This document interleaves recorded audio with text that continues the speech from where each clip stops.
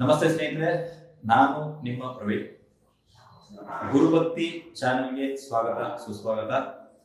ಇವತ್ತು ಮೊದಲ ಬಾರಿಗೆ, ಆಕ್ಚುಲಿ ಎರಡನೇ ಸಲ, ಬಟ್ ಇಲ್ಲಿ ಲೈವ್ ಅಲ್ಲಿ ನಾನು ನಿಮ್ಮ ಪ್ರಶ್ನೆಗಳಿಗೆ ಉತ್ತರ ಕೊಡೋದಕ್ಕೆ ಬಂದಿದ್ದೀನಿ. ಪ್ರಶ್ನೆಗಳನ್ನ ಕೇಳಬಹುದು, ಆದ್ರೆ ಪ್ರಶ್ನೆಗಳು ಸರಿಯಾದ ಮಟ್ಟದಲ್ಲಿ ಇರಲಿ, ಸಮಾಧಾನಕರವಾಗಿರ್ಲಿ. ಒಂದು 4-6 ಜನರಿಗೆ ಹೆಲ್ಪ್ ಆಗುವಂತ ಪ್ರಶ್ನೆ ಇದ್ರು ಓಕೆ.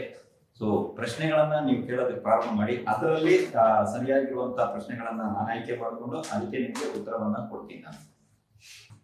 ಸೊ ನಿಮ್ಮ ಪ್ರಶ್ನೆ, ನನ್ನ ಉತ್ತರ. ಸೊ ಆಲ್ರೆಡಿ ಒಬ್ರು ಎಲ್ಲರೂ ನೀವೆಲ್ಲ ನಮಸ್ತೆ ನಮಸ್ತೆ ಅಂತ ಹಾಕ್ತಾ ಇದ್ದೀರಾ. ಸೊ ಒಬ್ಬರು ಮಾತ್ರ ಪ್ರಶ್ನೆ ಕೇಳಿದ್ದಾರೆ. ಗುರುಗಳೇ, ಬಹಳ ಮನೆಗಳಲ್ಲಿ ವಿಶೇಷ ಕಾರ್ಯಕ್ರಮದ ಮೊದಲು ಅಥವಾ ಪೂರ್ವ ಜಗಳ ಆಗುತ್ತೆ, ಏತಕ್ಕೆ ಗುರುಗಳೇ ಅಂತ ಹೇಳ್ಬೋದು. ಸೊ ಯಾವುದೇ ಒಂದು ವಿಶೇಷ ಕಾರ್ಯಕ್ರಮ ಇರ್ಬೋದು, ಬರ್ತ್ಡೇ ವಿಶೇಷ ಇರ್ಬೋದು, ಅಥವಾ ಮನೆ ಗೃಹ ಪ್ರವೇಶ ಇರ್ಬೋದು, ಅಥವಾ ಮನೆಯಲ್ಲಿ ಯಾವ್ದಾದ್ರು ಪೂಜೆ ಹೋಮ ಹವನಗಳು, ಈ ರೀತಿ ಸತ್ಯನಾರಾಯಣ ಪೂಜೆನೂ ಆಗಿರಬಹುದು. ಇದಕ್ಕೆ ಮುನ್ನ ಅಲ್ಲಿ ಒಂದು ಜಗಳ ಸಂಭವಿಸುತ್ತೆ, ಅಥವಾ ಅದು ಕೊನೆಗೊಳ್ಳುವಷ್ಟರಲ್ಲಿ ಅದಕ್ಕೆ ಜಗಳ ಸಂಭವಿಸುತ್ತೆ. ಇದಕ್ಕೆ ಕಾರಣ ಏನು? ಕಾರಣ ಆಗಿರುವಂತ ಗ್ರಹ ಯಾವುದು ಅಂತಂದ್ರೆ ಅದಕ್ಕೆ ಕುಜ ಗ್ರಹ ಕಾರಣ ಇರ್ತಾರೆ. ನಿಮ್ಮ ಜಾತಕದಲ್ಲಿ ಒಂದ್ಸಲ ಕುಜ ಗ್ರಹನ ನೋಡ್ಕೊಳ್ಳಿ. ಕುಜ ಗ್ರಹ ಏನಾದ್ರೂ ಕೆಟ್ಟಿದ್ರೆ ಅವ್ರು ಎಲ್ಲಿಗೆ ಹೋದ್ರು ಜಗಳ ಸ್ಟಾರ್ಟ್ ಆಗುತ್ತೆ. ಇದು ಹೇಗೆ ಅಂತ ಹೇಳ್ತೀನಿ ಕೇಳಿ. ತಿಳ್ಕೊಳ್ಳಿ. ನೀವು ಯಾವ್ದೋ ಒಂದು ಮದುವೆಗೆ ಅಂತ ಹೋಗ್ತಾ ಇದ್ದೀರಾ, ಹೋಗುವಾಗ್ಲೇ ಅಲ್ಲಿಗೆ ಹೋಗೋದಕ್ಕಿಂತ ಮುಂಚೆನೆ ಮನೆಯಿಂದನೇ ಜಗಳ ಸ್ಟಾರ್ಟ್ ಆಗಿರ್ತದೆ. ಒಂದು ಲೇಟ್ ಆಗಿರ್ಬೋದು, ಅಥವಾ ನಿಮ್ಗೆ ಬೇಕಾಗಿರುವಂತ ಬಟ್ಟೆಗಳು ಸಿಗದೆ ಇರ್ಬೋದು, ಅಥವಾ ಆ ಜಾಗಕ್ಕೆ ಹೋಗುವಾಗ ಏನೋ ಪ್ರಾಬ್ಲಮ್ ಆಗಿರ್ಬೋದು, ಅಲ್ಲಿಗೆ ಹೋದಾಗ ಊಟ ಸರಿಯಾಗಿ ಸಿಗದೆ ಇರ್ಬೋದು. ಒಟ್ಟಲ್ಲಿ ಏನೋ ಒಂದು ಒಟ್ಟಿನಲ್ಲಿ ಜಗಳ ಆಗ್ತಾನೆ ಇರ್ತದೆ. ಯಾರಿಗೆ ಇದು ಸಮಸ್ಯೆ ಉದ್ಭವಿಸ್ತದೆ ಅಂತ ಹೇಳಿದ್ರೆ, ಕುಜ ಜಾತಕದಲ್ಲಿ ಚೆನ್ನಾಗಿಲ್ಲ, ಅಶುಭನಾಗಿದ್ದಾನೆ ಅನ್ನೋರಿಗೆಲ್ಲರಿಗೂ ಈ ಪ್ರಾಬ್ಲಮ್ ಫೇಸ್ ಮಾಡೇ ಮಾಡ್ತಾರೆ. ಸೊ ನಮಸ್ತೆ ಗುರುಜಿ, ನಮಸ್ತೆ ಎಲ್ರಿಗೂ ನಮಸ್ತೆ. ಸೊ ನಾರ್ಮಲ್ ಆಗಿ ಏಕಾದಶಿ ಉಪವಾಸದ ಮಹತ್ವ ತಿಳಿಸಿ ಅಂತ ಹೇಳ್ಬಿಟ್ಟು ಕೇಳಿದಿರಾ. ಸೊ ಏಕಾದಶಿನಲ್ಲಿ ನಾರ್ಮಲ್ ಆಗಿ ಉಪವಾಸ ಮಾಡೋದು ಬಹಳ ಬಹಳ ಬಹಳ ಒಳ್ಳೇದು. ಸೊ ಏಕಾದಶಿ ದಿವಸ ನೀವು ಉಪವಾಸವನ್ನ ಮಾಡಬಹುದು. ನಾರ್ಮಲ್ ಡೇಸ್ಗಿಂತ ಏಕಾದಶಿನಲ್ಲಿ ಉಪವಾಸವನ್ನ ಮಾಡುವುದು ಬಹಳ ಒಳ್ಳೇದು. ಏಕಾದಶಿ ವ್ರತವನ್ನ ಮಾಡಬಹುದಾಗಿದೆ. ಬಟ್ ಯಾರು ಮಾಡಬಹುದು, ಅದರ ಹಿನ್ನೆಲೆ ಏನು, ಮುನ್ನೆಲೆ ಏನು, ಇದನ್ನ ತಿಳ್ಕೊಂಡು ಮಾಡಿ. ಬಿಕಾಸ್ ಇವತ್ತು ಏನಾಗ್ಬಿಟ್ಟಿದೆ ಅಂದ್ರೆ, ಬಹಳಷ್ಟು ಕಡೆಗಳಲ್ಲಿ ಏಕಾದಶಿ ದಿವಸ ಬಂದ್ಬಿಟ್ಟು ಮುಹೂರ್ತಗಳನ್ನ ಕೊಡ್ತಾ ಇದ್ದಾರೆ. ಆಕ್ಚುಲಿ ಏಕಾದಶಿ ದಿವಸ ಬಂದ್ಬಿಟ್ಟು ವ್ರತ ಮಾಡೋದಕ್ಕೆ ಹೇಳಿದ್ದಾರೆ, ಉಪವಾಸಗಳನ್ನ ಮಾಡೋದಕ್ಕೆ ಹೇಳಿದ್ದಾರೆ. ಇದು ಮಹತ್ವ ನೀವು ಅದನ್ನು ತಿಳಿಸಿ ಅಂತ ಹೇಳಿದ್ದೀರಾ. ಬಟ್ ತುಂಬಾ ಜನ ಮುಹೂರ್ತಗಳನ್ನ ಕೊಟ್ಟು ಅವತ್ತಿನ ದಿವಸ ಬಂದ್ಬಿಟ್ಟು ಮದುವೆ ಇಡ್ತಾ ಇದ್ದಾರೆ, ಮುಂಜಿ ಇಡ್ತಾ ಇದ್ದಾರೆ, ಎಲ್ಲಾ ರೀತಿ ಕಾರ್ಯಕ್ರಮಗಳನ್ನ ಮಾಡ್ತಾ ಇದ್ದಾರೆ. ಬಟ್ ಮುಹೂರ್ತ ಒಂದು ಇದರಲ್ಲಿ ಬಂದ್ಬಿಟ್ಟು ಏಕಾದಶಿ ದಿವಸ ವ್ರತ ಅಥವಾ ಉಪವಾಸಕ್ಕೆ ಶ್ರೇಷ್ಠ ಅಂದಿದ್ದಾರೆ ಹೊರತು ಮುಹೂರ್ತಕ್ಕೆ ಎಲ್ಲೂ ಶ್ರೇಷ್ಠತೆಯನ್ನ ಕೊಟ್ಟಿಲ್ಲ. ಸೊ ಇದರಿಂದಾಗಿ ಆ ಏಕಾದಶಿಯ ಮಹತ್ವ ಅಥವಾ ಏಕಾದಶಿಯ ವ್ರತ ಹೋಗ್ತಾ ಇದೆ. ಇದರಲ್ಲಿ ಬಹಳ ವಿಶೇಷತೆ ಇದೆ. ಏಕಾದಶಿ ವ್ರತವನ್ನ ಮಾಡೋದ್ರಿಂದ ಸಕಲ ಪಾಪಗಳು, ನಾವು ಪಾಪ ಮಾಡೋದ್ರಲ್ಲಿ ಯಾರಿಲ್ವಲ್ಲ, ಸೊ ಸಕಲ ಪಾಪಗಳು ತೊಳೆದು ಹೋಗುತ್ತೆ. ಬಟ್ ಇವಾಗ ಏಕಾದಶಿ ವ್ರತ ಆ ನಿಯಮದಲ್ಲಿ ಯಾರು ಮಾಡ್ತಾ ಇಲ್ಲ. ಮತ್ತು ಒಂದು ನೆನಪಿಟ್ಕೊಳ್ಳಿ, ನೀವು ಯಾವುದೇ ವ್ರತ ಮಾಡಿ ಅದರ ಜೊತೆಗೆ ದಾನವನ್ನ ಮಾಡಿ. ದಾನವಿಲ್ಲದೆ ನೀವು ಯಾವುದೇ ವ್ರತ, ಪೂಜೆ, ಹೋಮ, ಹವನ ಏನೇ ಮಾಡಿದ್ರು ಸಹಿತ ಅದು ವರ್ಕ್ ಮಾಡಲ್ಲ, ಕೆಲಸ ಮಾಡಲ್ಲ. ಗುರುಗಳೇ, ನಾನು ಮೊನ್ನೆ ನಿಮ್ಮ ಕ್ಲಾಸ್ಗೆ ಜಾಯ್ನ್ ಆಗಿದ್ದೆ. ನೀವು ಕೊಟ್ಟ ಸರಳ ಪರಿಹಾರ ಮಾಡಿದೆ, ಅದು ಚೆನ್ನಾಗಿ ವರ್ಕ್ ಆಗಿದೆ, ಧನ್ಯವಾದಗಳು ಗುರುಗಳೇ ಅಂತ ಹೇಳ್ಬಿಟ್ಟು ಹೇಳಿದ್ರ. ಪದೇ ಪದೇ ಒಂದೇ ಕಡೆ ವಾಹನ ಅಪಘಾತ ಆಗಿ ಅಂಗಾಂಗಗಳಿಗೆ ತೊಂದರೆ ಕಾರಣ ಮತ್ತು ಪರಿಹಾರ ಏನು ಗುರುಗಳೇ ಅನ್ನುವಂಥದ್ದನ್ನ ಯಾರೋ ಕೇಳಿದ್ದಾರೆ. ಪದೇ ಪದೇ ಒಂದೇ ಜಾಗದಲ್ಲಿ ಅಪಘಾತಗಳಾಗ್ತಾ ಇದ್ರಿ. ಇವತ್ತು ಯಾಕೋ ಕುಜನಿಗೆ ಸಂಬಂಧಪಟ್ಟಿದೆ ಜಾಸ್ತಿ ಕೇಳ್ತಾ ಇದ್ದೀರಾ. ಆಕ್ಸಿಡೆಂಟ್ಗೆ ಕಾರಕ ಗ್ರಹ ಕುಜ ಅಂತೀವಿ ನಾವು. ಸೊ ಕುಜನಿಗೆ ಸಂಬಂಧಪಟ್ಟಂತ ಕ್ವಶನ್ಗಳೇ ಜಾಸ್ತಿ ಬರ್ತಾ ಇದೆ. ಚಲೋ. ಸೊ ಪದೇ ಪದೇ ಆಕ್ಸಿಡೆಂಟ್ಸ್ ಗಳಾಗೋದು, ಪದೇ ಪದೇ ಏಟ್ಗಳಾಗೋದು, ಪದೇ ಪದೇ ಏನಾದ್ರು ಒಂದು ಗಾಯ ಆಗೋದು, ಪದೇ ಪದೇ ಯಾವ್ದಾದ್ರು ಒಂದು ನೀವು ಬೀಳುವಂತದ್ದು, ಅಥವಾ ಚಾಕು ಏನಾದ್ರು ಕುಯ್ತಾ ಇರ್ತೀರ ಮನೆಯಲ್ಲಿ, ಆ ಚಾಕುವಿನಿಂದ ತೊಂದರೆ ಆಗುವಂಥದ್ದು, ಈ ರೀತಿ ಪದೇ ಪದೇ ಆಗ್ತಾ ಇದ್ರೆ ಅದು ಕುಜ ಮತ್ತೆ ರಾಹುವಿಗೆ ಸೇರಿರುವಂತಹ ಒಂದು ಸಮಸ್ಯೆ ನಿಮ್ಮನ್ನ ಕಾಡ್ತಾ ಇದೆ ಅಂತ ಹೇಳ್ಬೋದು ನಾವು. ಸೊ ನಾನು ನಾರ್ಮಲ್ ಆಗಿ ಒಬ್ಬರಿಗೆ ಕೆಲವರಿಗೆ ಪರಿಹಾರಗಳನ್ನ ಹೇಳ್ತೀನಿ. ಇವಾಗ ಒಂದು ಒಳ್ಳೆ ಸೂಪರ್ ಆಗಿರುವಂತ ಪರಿಹಾರ ಹೇಳ್ತೀನಿ. 2 ವೀಲರ್ ಇರ್ಲಿ, ಸೈಕಲ್ ಇರ್ಲಿ, 4 ವೀಲರ್ ಇರ್ಲಿ, ಏನೇ ಇರ್ಲಿ, ನೀವು ಮನೆಯಿಂದ ಹೊರಡುವಾಗ, ಯಾವುದೇ ಕೆಲಸದ ಮೇಲೆ ಗಾಡಿ ತಗೊಂಡು ನೀವು ಹೊರಡುವಾಗ ಆಂಜನೇಯ ಸ್ವಾಮಿ ಕರ್ಕೊಂಡು ಹೋದ್ರೆ ಆಂಜನೇಯ ಸ್ವಾಮಿ ಕರ್ಕೊಂಡು ಬರ್ತಾರೆ. ಆಂಜನೇಯ ಸ್ವಾಮಿ ಕರ್ಕೊಂಡು ಹೋದ್ರೆ ಆಂಜನೇಯ ಸ್ವಾಮಿ ಕರ್ಕೊಂಡು ಬರ್ತಾರೆ ಅಂತ ಹೇಳ್ಬಿಟ್ಟು ಗಾಡಿ ಸ್ಟಾರ್ಟ್ ಮಾಡ್ಕೊಂಡು ಹೊರಡಿ. ವಾಪಸ್ಸು ನೀವು ಸರಿಯಾಗಿ ಯಾವುದೇ ರೀತಿಯ ಸಮಸ್ಯೆ ಇರದೆ ಮನೆಯನ್ನ ಮುಟ್ಟುತ್ತೀರಾ. ಯಾವುದೇ ರೀತಿಯ ಅಪಘಾತಗಳಾಗಲ್ಲ, ಯಾವುದೇ ರೀತಿಯ ಆಕ್ಸಿಡೆಂಟ್ಸ್ಗಳು ನಡೆಯಲ್ಲ. ನಡೆಯುವಂತದ್ದಿದ್ರು ಸಹಿತ ಇದರಲ್ಲಿ ನೀವು ಪಾರಾಗ್ಬಿಟ್ಟು ಬಚಾವ್ ಆಗ್ತೀರಾ. ಇವತ್ತಿನವರೆಗೂ ಈ ಒಂದು ರೆಮಿಡಿ ಯಾರಿಗೂ ಫೇಲ್ ಆಗಿಲ್ಲ. ಇದರಲ್ಲಿ ಏನು ಕಾಸಿನ ಖರ್ಚಿಲ್ಲ. ಜಸ್ಟ್ ಆಂಜನೇಯನ ಸ್ಮರಿಸ್ಕೊಳ್ಳಿ. ಆಂಜನೇಯ ಸ್ವಾಮಿ ಕರ್ಕೊಂಡು ಹೋದ್ರೆ ಆಂಜನೇಯ ಸ್ವಾಮಿ ಕರ್ಕೊಂಡು ಹೋಗ್ತಾರೆ ಅಂತ ಹೇಳಿ. ಸೊ ಬೇರೆ ಇನ್ನೊಂದು ಪ್ರಶ್ನೆ ಬಂದ್ಬಿಟ್ಟು, ಗುರುಜಿ ರಾವಣ ಸಂಹಿತ ಮನೆಯಲ್ಲಿದ್ದರೆ ಅದನ್ನು ಎಲ್ಲಿ ಇಡಬೇಕು, ಯಾವ ರೀತಿ ಉಪಚಾರ ಮಾಡಬೇಕು ಅಂತ ಯಾರೋ ಹಾಕಿದ್ದಾರೆ. ಸೊ ರಾವಣ ಸಂಹಿತ, ಗರುಡ ಪುರಾಣ, ಈಗ ಈ ಗ್ರಂಥಗಳನ್ನೆಲ್ಲ ನಾನು ಮನೆಯಲ್ಲಿ ಇಡಬಾರದು ಅಂತ ಹೇಳಿದೀನಿ. ಇದ್ದರೆ ಬಂದ್ಬಿಟ್ಟು ಅದಕ್ಕೆ ಸಂಬಂಧಪಟ್ಟಂತೆ ನೀವು ಅದನ್ನ ಸರಿಯಾಗಿ ನೋಡ್ಕೋಬೇಕಾಗುತ್ತೆ. ರಾವಣ ಸಂಹಿತ ಏನಿದು, ಈ ರಾವಣ ಸಂಹಿತ, ಗರುಡ ಪುರಾಣ ಇವೆಲ್ಲ ಬಂದ್ಬಿಟ್ಟು ನೀವು ಮತ್ತೊಂದಿದೆ ಕಾಲಿ ಕಿತಾಬ್ ಅಂತಿದೆ. ಸೊ ಈ ಮೂರನ್ನು ಬಂದ್ಬಿಟ್ಟು ನೀವು ಮನೆಯಲ್ಲಿ ಇಟ್ರೆ ಅದಕ್ಕೆ ಸರಿಯಾಗಿರುವಂತಹ ಪೂಜೆ ಪುರಸ್ಕಾರಗಳನ್ನ ಮಾಡಬೇಕು. ಮೈಲಿಗೆಗಳು ತಗಲ್ಬಾರ್ದು, ಮೈಲಿಗೆಗಳು ಆಗ್ಬಾರ್ದು, ಅದನ್ನ ನೆನ್ಪಿಟ್ಕೊಳ್ಳಿ. ಮೈಲಿಗೆಗಳು ಆಗ್ಬಾರ್ದು, ಕ್ಲೀನ್ ಆಗಿರ್ಬೇಕು. ಕೆಲವರು ಪುಸ್ತಕನ ತಗೊಂಬಂದು ಹೇಗಂದ್ರೆ ಹಾಗೆ ಇಡುವಂಥದ್ದು, ಕೆಲವರಿಗೆ ಹುಚ್ಚಿರುತ್ತೆ ತಗೊಂಬಂದು ಇಡೋದಷ್ಟೇ, ಸೇರಿಸಿ ಇಡ್ತಾ ಇರ್ತೀರ ನೀವು. ಜ್ಯೋತಿಷದಾಗಿರ್ಬೋದು, ಧರ್ಮಗ್ರಂಥಗಳನ್ನಾಗಿರ್ಬೋದು, ಮಾಂತ್ರಿಕ ಗ್ರಂಥಗಳಾಗಿರ್ಬೋದು, ಯಂತ್ರಗಳಾಗಿರ್ಬೋದು, ಏನೇ ಇರಲಿ ಅದು ನಿಮ್ಮ ಅಭಿರುಚಿ. ತಗೊಂಬಂದ್ ಸೇರಿಸಿರ್ತೀರಾ. ಆದ್ರೆ ಇವುಗಳಲ್ಲಿ ಕೆಲವೊಂದರಲ್ಲಿ ಬಂದ್ಬಿಟ್ಟು ಆ ಯಂತ್ರಗಳಿರ್ತವೆ, ಅದಕ್ಕೆ ಚೈತನ್ಯಗಳಿರ್ತವೆ, ಮಂತ್ರಗಳಿರ್ತವೆ, ತಂತ್ರಗಳಿರ್ತವೆ. ಅದೇನಾದ್ರೂ ಆಕ್ಟಿವೇಟ್ ಆದರೆ ಆವಾಗ ನಡೆಯುವಂತ ಕಥೆಯೇ ಬೇರೆ. ಸೊ ಅದರಿಂದಾಗಿ ಈ ರೀತಿ ಗ್ರಂಥಗಳನ್ನ ಬಹಳ ಜಾಗರೂಕತೆಯಿಂದ ಹುಷಾರಾಗಿ ನೀವು ಇಡಬೇಕಾಗುತ್ತೆ. ಅದಕ್ಕೆ ಸಲ್ಲಬೇಕಾದ ಗೌರವವನ್ನ, ಅದಕ್ಕೆ ನಾವು ಕೊಡಬೇಕಾಗಿರುವಂತ ಮರ್ಯಾದೆ, ಗೌರವವನ್ನ ನಾವು ಕೊಡಕ್ ಆದರೆ ಅಂತದನ್ನ ನೀವು ಮನೆಯಲ್ಲಿ ಇಡಬಹುದು. ಇಲ್ದಿದ್ರೆ ದಯವಿಟ್ಟು ಇಂತಹ ಒಂದು ಅದರ ವಿಚಾರಕ್ಕೆ ಬರಬೇಡಿ. ಅದರಿಂದ ಸಮಸ್ಯೆಗಳು, ತೊಂದರೆಗಳು ಆಗತ್ತೆ ಹೊರತು ಒಳ್ಳೇದಂತೂ ಆಗಲ್ಲ. ನೀವು ಅದನ್ನ ನಂಬ್ತೀರಾ, ಅದನ್ನ ಪಾಲಿಸ್ತೀರಾ, ನಂಬೋದು ಬೇರೆ ಪಾಲಿಸೋದು ಬೇರೆ. ನಂಬ್ತೀರಾ, ಪಾಲಿಸ್ತೀರಾ ಅಂದ್ರೆ ಮಾತ್ರ ನೀವು ಅದನ್ನ ಮನೆಯಲ್ಲಿ ಇಡಿ. ನಂಬಲ್ಲ ಗುರುಗಳೇ, ಪಾಲಿಸಲ್ಲ, ನಾವು ನಂಬಿಕೆ ನಾವು ಇರ್ತೀವಿ ಅನ್ನುವಂಥದ್ದಿದ್ರೆ ಅದ್ರ ಜೊತೆಗೆ ಆಹಾರ ಪದ್ಧತಿಗಳು ಕೂಡ ಇರ್ತವೆ. ಇವನ್ನೆಲ್ಲ ನೋಡಿ ನೀವು ನೋಡ್ಕೊಂಡು ನೀವು ಮಾಡಿ. ಓಕೆ, ಸೊ ಇಷ್ಟೊಂದು ಪ್ರಶ್ನೆಗಳು ಬಂದಿದೆ. ಪದೇ ಪದೇ ರಾವಣ ಸಂಹಿತದಾಯ್ತು.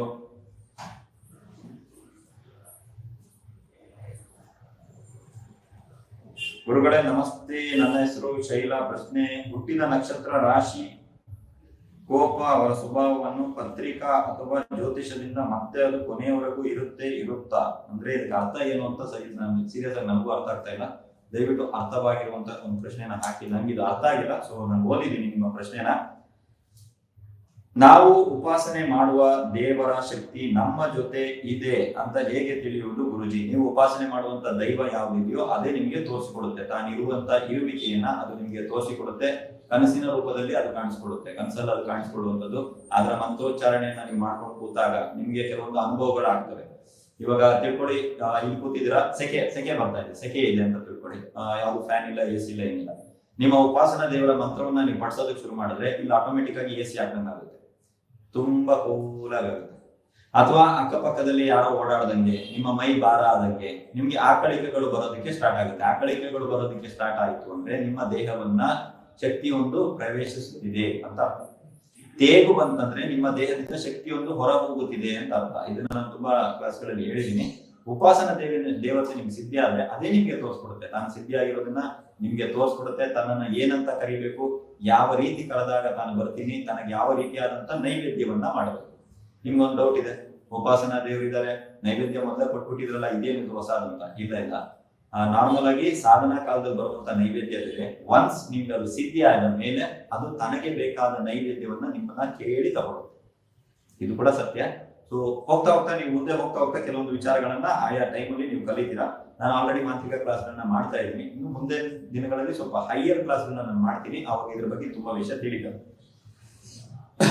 ಗುರುಜಿ, ಸುಮಾರು 5-6 ವರ್ಷಗಳಿಂದ ಕೆಲಸ ಸಿಗ್ತಾ ಇಲ್ಲ, ಕ್ಲೈಂಟ್ಸ್ ಬರ್ತಾ ಇಲ್ಲ, ಪರಿಹಾರ ತಿಳಿಸಿ. ಸೊ ಇಲ್ಲಿ ಗುರುಗಳೇ, ಸುಮಾರು 5-6 ವರ್ಷದಿಂದ ಕೆಲಸ ಸಿಗ್ತಾ ಇಲ್ಲ ಅಂದ್ರೆ ನೀವು ಎಲ್ಲ ಉದ್ಯೋಗಿಗಳಾಗಿದ್ದೀರಾ ಅಂತ ನಾನು ತಿಳ್ಕೋಬಹುದಾ? ಕ್ಲೈಂಟ್ಸ್ ಬರ್ತಾ ಇಲ್ಲ ಅಂತ ಹೇಳಿದ್ರೆ ನೀವು ವ್ಯಾಪಾರಿ ಆಗಿದ್ದೀರಾ ಅಂತ ತಿಳ್ಕೋಬಹುದಾ? ನಿಮ್ಮ ಪ್ರಶ್ನೆಯನ್ನ ದಯವಿಟ್ಟು ಇನ್ನೊಂದ್ಸಲ ನೋಡಿ ನನಗೆ ಪ್ರಶ್ನೆ ಕಳಿಸಿ. ಯಾಕಂದ್ರೆ ನೀವು ಉದ್ಯೋಗ ಸಿಗ್ತಾ ಇಲ್ಲ ಅಂತೀರಾ, ಕ್ಲೈಂಟ್ಸ್ ಇಲ್ಲ ಅಂತೀರಾ. ಉದ್ಯೋಗ ಸಿಗ್ಬೇಕಂದ್ರೆ ನೀವು ಉದ್ಯೋಗಿ ಆಗಿರ್ಬೇಕು. ಕ್ಲೈಂಟ್ಸ್ ಯಾಕೆ ಬರ್ತಾರೆ? ಅಲ್ಲಿ ಕ್ಲೈಂಟ್ಸ್ ಸಿಗ್ತಾ ಇಲ್ಲ. ಏನ್ ಕೆಲಸ ಮಾಡ್ತಾ ಇದ್ದೀರಾ ಕ್ಲೈಂಟ್ ಸಿಗೋದಿಕ್ಕೆ? ಕೆಲಸನೇ ಇಲ್ಲ ಅಂತ ಇದ್ದೀರಾ? ಪ್ರಶ್ನೆಗಳು ದಯವಿಟ್ಟು ಸರಿಯಾಗಿ ಹಾಕಿ, ಇಲ್ಲಾಂದ್ರೆ ನಾನು ಓದೋದಕ್ಕೆ ಹೋಗಲ್ಲ. ಗುರುಗಳೇ, ಚಂಡಿ ಪಾರಾಯಣ ಮಾಡಬೇಕಾದ್ರೆ ಕೆಲವೊಂದು ಪದಗಳು ಉಚ್ಚಾರಣೆ ಮಾಡಲು ಬರುವುದಿಲ್ಲ, ಅದರ ಬದಲು ಚಂಡಿ ಪಾರಾಯಣ ಆಡಿಯೋ ಹಾಕಬಹುದಾ ಗುರುಗಳೇ? ಚಂಡಿ ಪಾರಾಯಣದ ಆಡಿಯೋವನ್ನು ಇವತ್ತಿನವರೆಗೂ ಯಾರು ಮಾಡಿದಾರೋ ಇಲ್ವೋ ನನಗಂತೂ ಗೊತ್ತಿಲ್ಲ. ಇನ್ ಕೇಸ್ ಮಾಡಿದ್ದು ನೀವು ಹಾಕಿದ್ರೆ ಅದರ ಫಲ ಆಡಿಯೋದಲ್ಲೇ ಇರುತ್ತೆ ಹೊರತು ನಿಮಗೆ ಸಿಗಲ್ಲ. ಇವಾಗ ನಾನು ಮಾತಾಡಿರುವಂತದನ್ನ ನಾನು ನಿಮ್ಮ ಪ್ರಶ್ನೆಗಳನ್ನ ಓದದೇನೆ ನನ್ನಿಷ್ಟಕ್ಕೆ ನಾನು ಮಾತಾಡಿ ನಿಮ್ಗೆ ಆಡಿಯೋ ಕಳಿಸಿದ್ರೆ ನಿಮ್ಗೆ ಒಳಿತಾಗುತ್ತಾ, ಅಥವಾ ನಿಮ್ಮ ಪ್ರಶ್ನೆಗಳನ್ನ ನಾನು ಓದಿ ನಿಮ್ಗೆ ಉತ್ತರವನ್ನ ತಿಳಿಸ್ತಾ ಇದ್ರೆ ನಿಮ್ಗೆ ಸರಿ ಇರುತ್ತಾ? ಸೊ ಯಾವುದೇ ರೀತಿ ಆಡಿಯೋವನ್ನ ಕೇಳಿಸೋದ್ರಿಂದ ಆಡಿಯೋದ ತರಂಗಗಳು ಆಡಿಯೋ ಕೇಳಿಸೋ ತನಕ ಮಾತ್ರ ಇರುತ್ತೆ. ನಾವು ಉಚ್ಚಾರಣೆ ಮಾಡಿದಾಗ ಏನಾಗುತ್ತೆ ಗುರುಗಳೇ, ನಾವು ಉಚ್ಚಾರಣೆ ಮಾಡೋ ತನಕ ಮಾತ್ರ ಇರುತ್ತೆ ಅಂತಿರಲ್ಲ, ಇಲ್ಲ. ನಮ್ಮ ನರನಾಡಿಗಳಲ್ಲಿ ಆ ಮಂತ್ರ ಫುಲ್ ಆಗಿ ಹೋಗಿ ಕೂತಿರ್ತದೆ. 72,000 ನರನಾಡಿಗಳಲ್ಲಿ ಹೋಗಿ ಆ ಮಂತ್ರ ಕೂತಿರ್ತದೆ. ಎಲ್ಲೇ ನಾವು ಹೋದಾಗ, ಕೂತಾಗ, ನಿಂತಾಗ, ಗಾಡಿ ಓಡಿಸ್ತಾ ಇದ್ದಾಗ ಸಡನ್ ನಮ್ಮ ಬಾಯಿಂದ ಆ ಮಂತ್ರಗಳು ಹೊರಗಡೆ ಬರ್ತವೆ. ನೀವು ಇದನ್ನೆಲ್ಲ ಹಾಕಿದಾಗ ಇವೆಲ್ಲ ಕಂಪನ ಶಕ್ತಿಗಳು ನಿಮ್ಗೆ ಬರಲ್ಲ. ಮತ್ತೆ ಅದನ್ನ ಕೇಳಿಸ್ಕೊಳ್ಳುವಾಗ ಅಕ್ಕಪಕ್ಕದ ಎಲ್ಲವೂ ಕೇಳಿಸ್ಕೊಡುತ್ತೆ. ನಾನು ಮೊದಲೇ ಇದು ಉಪದೇಶ ಏನ್ ಪಡಿಬೇಕು, ಹೇಗ್ ಪಡಿಬೇಕು ಇದರ ವಿಚಾರವಾಗಿ ಕೊಟ್ಟಿದ್ದೀನಿ.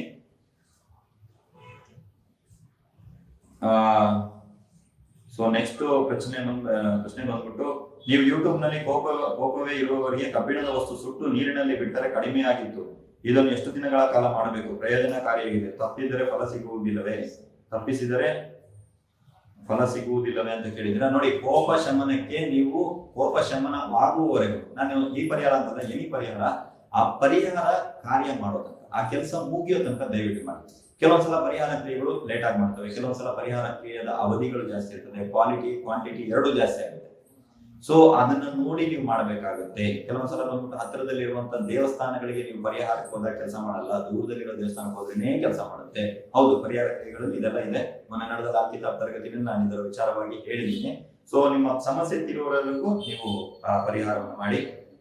ಇನ್ನೊಬ್ರು ಕೇಳಿದ್ದಾರೆ, ಸುಮಂಗಳವರಿ ಅಂತ, ನನ್ನ ಕುಲದೇವರು ಗೊತ್ತಾಗ್ತಾ ಇಲ್ಲ, ಗುರುಗಳು ಏನು ಮಾಡೋದು ಸರ್? ನಮ್ಮ ಗುರುಭಕ್ತಿ ಚಾನೆಲ್ ನಲ್ಲಿ ನಾನು 2 ಕಾರ್ಯಕ್ರಮಗಳನ್ನ ಮಾಡಿದ್ದೀನಿ. ಅದರಲ್ಲಿ ಕುಲದೇವರ ಮಹತ್ವವನ್ನ ತಿಳಿಸಿದ್ದೀನಿ. ಮತ್ತೆ ಕುಲದೇವರು ತಿಳಿಯದವರಿಗೆ ಕುಲದೇವರನ್ನ ತಿಳ್ಕೊಳ್ಳೋದಕ್ಕೆ ಏನು ಪರಿಹಾರ ಪ್ರಯೋಗಗಳನ್ನ ಮಾಡಬಹುದು ಅಂತ ನಾನು ತಿಳಿಸಿದ್ದೀನಿ. ಒಂದ್ಸಲ ನೀವು ಅದನ್ನ ನೋಡ್ಕೋಬಹುದು. ಹೆಚ್ಚಿನ ಪ್ರಶ್ನೆ ಉತ್ತರಗಳಿದ್ರೆ ನನ್ನ ಮೊಬೈಲ್ ಸಂಖ್ಯೆಗೆ, ಬರ್ತಾ ಇರುವಂತ ಮೊಬೈಲ್ ಸಂಖ್ಯೆಗೆ ನೀವುಗಳು ವಾಟ್ಸಪ್ ಮಾಡಿ. ವಾಟ್ಸಪ್ ಮಾಡಿದಾಗ ನಾವು ನಿಮ್ಗೆ ಆ ಲಿಂಕ್ ಅನ್ನು ಶೇರ್ ಮಾಡಬಹುದಾಗಿದೆ. ಸೊ ಅದರ ಜೊತೆಗೆ ನೀವು ಹೆಚ್ಚಿನ ವಿಚಾರಗಳನ್ನ ತಿಳ್ಕೊಬಹುದಾಗಿದೆ. ಇಲ್ಲಿ ಬಹಳಷ್ಟು ಪ್ರಶ್ನೆಗಳಿರೋದ್ರಿಂದ ನನಗೆ ಒಂದೊಂದಾಗಿ ಎಲ್ರಿಗೂ ಉತ್ತರವನ್ನ ಕೊಡೋದಾಗಿದೆ. ಸೊ ಪೂರ್ತಿಯಾಗಿ ಹೇಳೋದಕ್ಕಾಗಲ್ಲ, ಬಟ್ ಕುಲದೇವತೆಗೆ ಸಂಬಂಧಪಟ್ಟಂತ ವಿಡಿಯೋ ಗುರುಭಕ್ತಿ ಇದೇ ಯೂಟ್ಯೂಬ್ ಚಾನೆಲ್ ಅಲ್ಲಿ ಇದೆ. ದಯವಿಟ್ಟು ಒಂದ್ಸಲ ನೋಡಿ, ಅದರಲ್ಲಿ ಪರಿಹಾರವನ್ನ ತಿಳಿಸಲಾಗಿದೆ. ಸೊ ಕುಲದೇವತಾ ಕಟ್ಟು ಬಿಡಿಸೋದು ಹೇಗೆ ಗುರುಗಳೇ ಅಂತ ಹೇಳಿದ್ರ, ದೇವತಾ ಕಟ್ಟುಗಳು, ಯಾವುದೇ ದೇವಸ್ಥಾನದ ಕಟ್ಟುಗಳು, ಮೈ ಮೇಲೆ ದೇವರು ಬರುವಂತ ಕಟ್ಟುಗಳು, ಕುಲದೇವತಾ ಕಟ್ಟುಗಳನ್ನು ಬಿಡಿಸುವಂತ ಮಾಂತ್ರಿಕ ತರಗತಿಗಳು ನಮ್ಮಲ್ಲಿ ಆಲ್ರೆಡಿ ನಡೆದಿದೆ. ನಿಮಗೆ ಬೇಕಾದ್ರೆ ಕಾಲ್ ಮಾಡಿ ಅವರ ಹತ್ರದಿಂದ ನೀವು ಪಡೆದುಕೊಳ್ಳಬಹುದಾಗಿದೆ.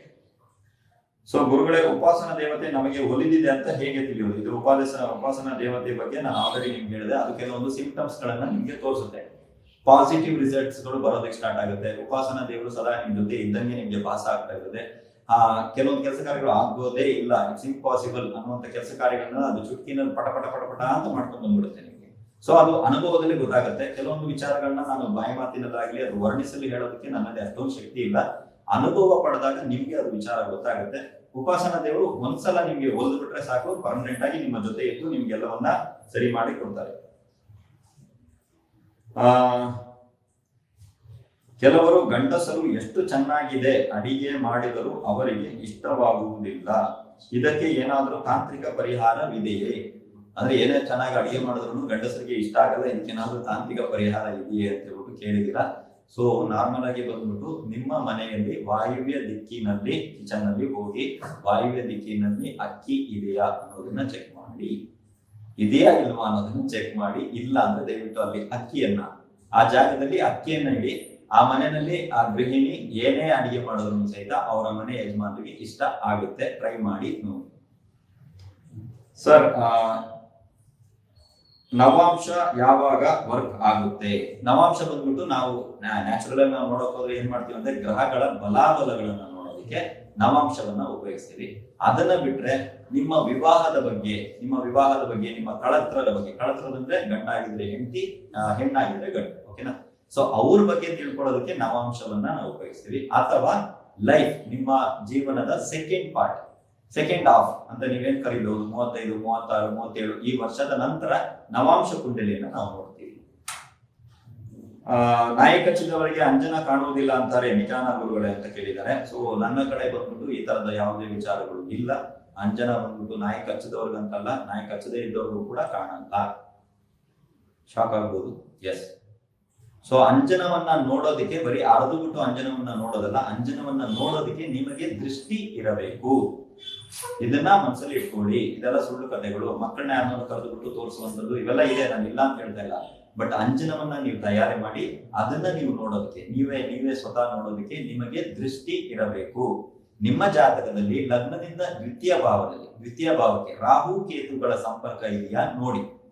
ಫಸ್ಟ್ ನಿಮ್ಮ ಜಾತಕ ತೆಗಿರಿ, ಲಗ್ನದಿಂದ ದ್ವಿತೀಯ ಭಾವ ಅಂದ್ರೆ ಎರಡನೇ ಮನೆಯಲ್ಲಿ ರಾಹು ಕೇತುಗಳ ಸಂಪರ್ಕ ಇದೆಯಾ ನೋಡಿ. ಇದ್ದರೆ ನಿಮಗೆ ಆ ದೃಷ್ಟಿ ಇರುತ್ತೆ. ನಿಮಗೆ ಕೆಲವೊಂದು ಗ್ರಹಗಳು, ಇವಾಗ ಈ ತರ ಜಾಗದಲ್ಲಿ ಎಲ್ಲೋ ಕಡೆ ಹೋಗ್ತಾ ಇರ್ತೀರ, ಕೆಲವೊಂದು ಗ್ರಹಗಳು, ಗಾಳಿಗಳು, ಪ್ರೇತಗಳು, ಗಣಗಳು ಇವೆಲ್ಲ ಓಡಾಡೋದು ಕಾಣಿಸುತ್ತೆ. ಎಲ್ಲಾದ್ರೂ ಒಂದ್ ಕಡೆ ದೇವಸ್ಥಾನ ಹೋದಾಗ ಫೀಲ್ ಆಗುತ್ತೆ, ಏನೋ ಇದೆ ಅಕ್ಕಪಕ್ಕದಲ್ಲಿ ಕೂತೈತೆ, ನನ್ಗೆ ಈ ಕಡೆ ಏನೋ ಹೋದಂಗಾಯ್ತು. ಇವೆಲ್ಲ ಬಂದ್ಬಿಟ್ಟು ದೃಷ್ಟಿ. ಆ ದೃಷ್ಟಿ ಇದ್ರೆ ಮಾತ್ರನೇ ಕಾಣುತ್ತೆ.